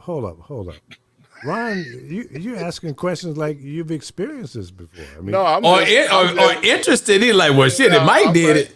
No. What did you know about the once a month thing? I'm like, hey, man, look, I read stuff too. You know, on YouTube, they got videos about every damn thing. You know, I sat there and watched the whole Professor series. like that, I'm straight in mugging right there. Look, I watched the whole series on Lisa Ray getting a Brazilian wax repeatedly, because I'm a big fan of Lisa Ray.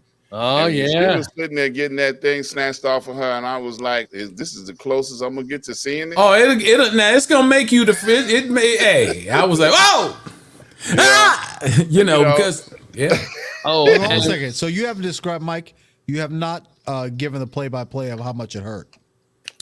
It's quick. It's not hurt pain. It's just quick. I mean, when she's stirring it up, she's got the wax going, and she says, now this is going to be a little warm. It may be kind of hot. She said, let me know. And then she hit me with a little bit of it, and it was warm. It was warm. Okay. And I went on and let her do her thing. And how long did they have to sit before they do the snap? I guess it was already going, because this place, the name of the place is called European Wax. So they do this for a living. This ain't their side job. Okay. So how long do you got to sit there for it cool? We should be taking one question at a time, guys. How long do you have to sit and waiting for it to cool? That's the No. You don't. You're not waiting for the cool. When she puts it on, then she goes and puts like this tape right on top of it, and then she says, "Okay, when I say ready, I'm gonna pull." And so she puts it on. You can feel her patting it down, and she says, "Ready." Well, it didn't hurt. They would have to take my hands and like lock them up, because I would probably get a response. Right. And it didn't hurt? You slapped the technician. How you gonna slap the technician? Knock the hell out of him. Buck, I mean, when I say quick, Buck, when I say quick pain, it's quick. I mean, it doesn't last. It's just like What'd you talk immediately. About, was you drunk when you did it, bro? No. And is these technicians fine that do that? Because this technician was fine. Now she had on scrubs. Yeah. But I tell you, she had gloves on too, didn't she? She had gloves on, and she was handling you as if she knew your body. Yeah. In other words, she had her hand. She was ugly. Okay, wait, guys. One comment at a time. Y'all get a little ego over there. She had her hands on his thing. Yes, yeah. So she's handling it. Ending? Did you get a happy ending? No, I didn't get a happy ending. Cheap ass. Now, you see one thing. Now, Leah tell y'all, I'm very transparent, dog. I ain't scared. Okay, I've had a happy ending before. Now, if you ain't never had one and you don't want to discuss that, then that's on you. I have had a happy ending before. This was not a happy ending. I've never had that. Yeah. Well, she go to snatching all your skin off and you ain't squirting all over. Something wrong with that picture. No, but she's not. The thing of it is, it's actually taking the hairs. It's getting the root out of the skin. Entered the dirty zone. Yeah, butt nasty. Oh goodness. We're gonna have a butt nasty moment.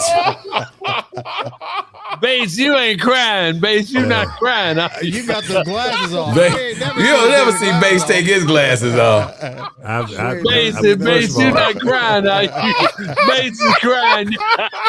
We ain't never seen this before. This is a monumental moment.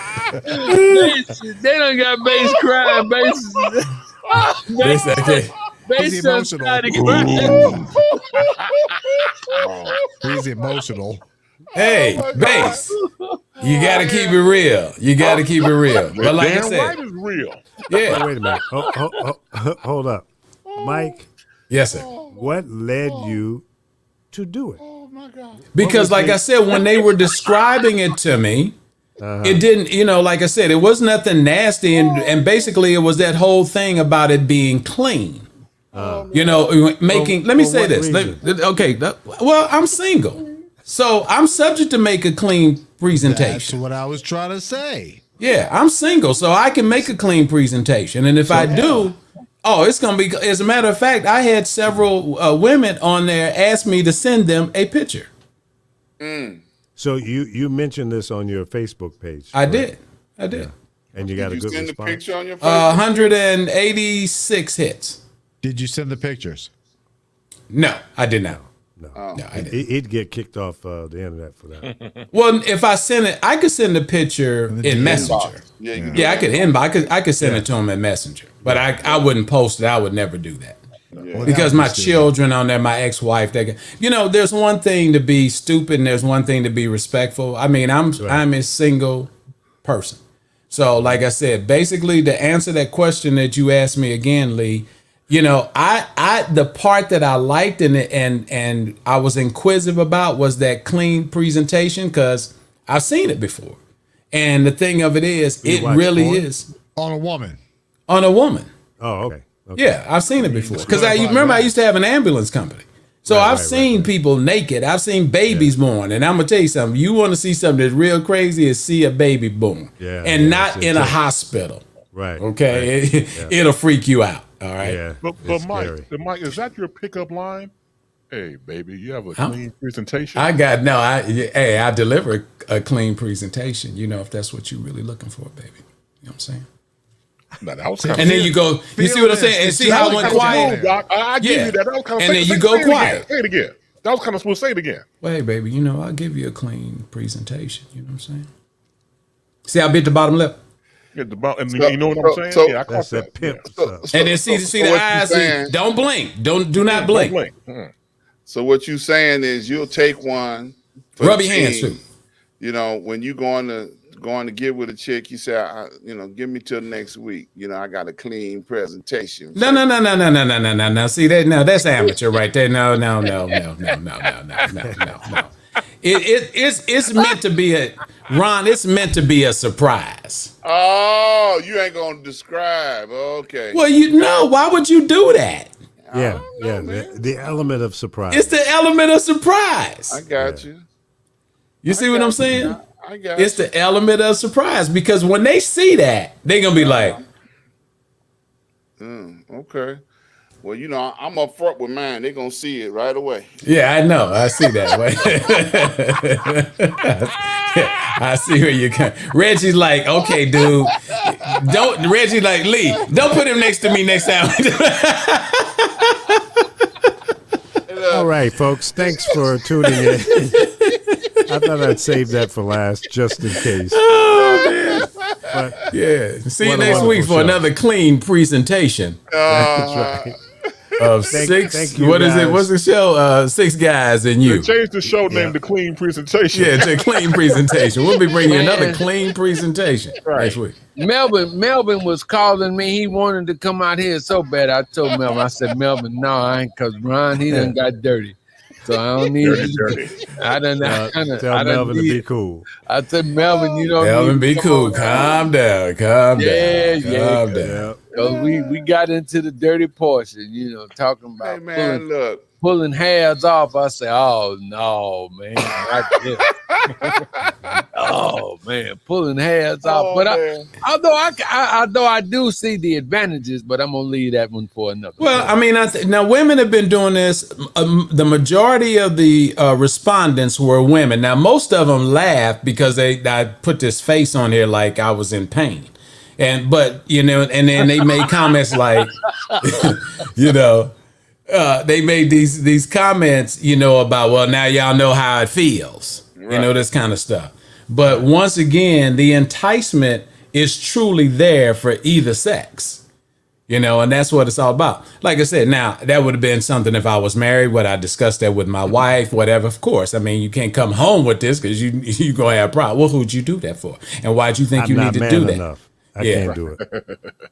You can Has do to it if be. you I wanted can't to. do it. I No, can't. I don't want to. I don't. No, want if you like I said, Nope. Yeah. Some shit I'm not gonna do. Yep. I don't like I'll pain. tell you this: I'd rather do that than the prostate exam. I'm not a fan of prostate exam at all. No, I don't think any of us are. No. Yeah. Do you know anybody that walked in and say, "Hey, doc, give me the thumb"? Yeah, I don't think I had it. I ain't had my prostate checked. Come on now, you slipping and you dipping. You ain't get. Hey, doc. I pay a lot of insurance every month to get you. You supposed to be checking back there. Yeah, hey, doc. Hey, doc. You got some time to give me one, man? Yeah. Hey, doc. I need one for the road. Ain't no brother going in there. Hey, doc. Come on in there. Look, and as quiet as it's kept, that's why men don't go to the doctor now. That's because exactly they're it. afraid. Yeah. Absolutely right. They're Yeah, it's afraid that intrusive. somebody- No, that's the I think truth. we all need female doctors, and maybe that'll make it a little. Hey, that's why I got one. It might, but man, hey man, what are you trying to do? You ain't trying to stick something in my ass. You know, You better not. You better get What do you say, Reggie? Hey, doc. What is it? All right, folks, I got to go.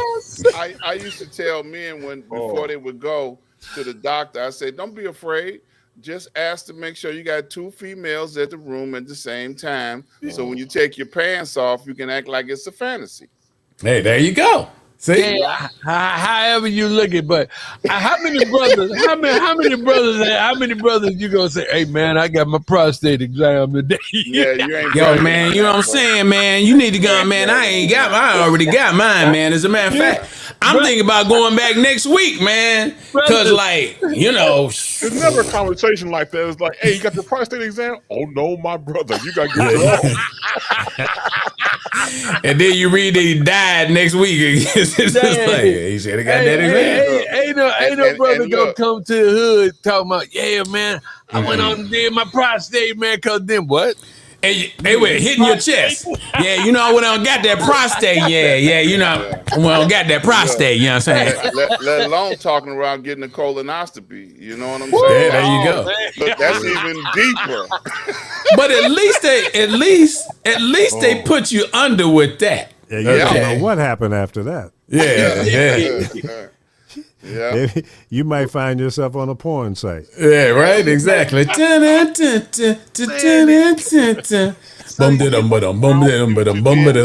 did that, Lee. I just want you to know you did that. Good night.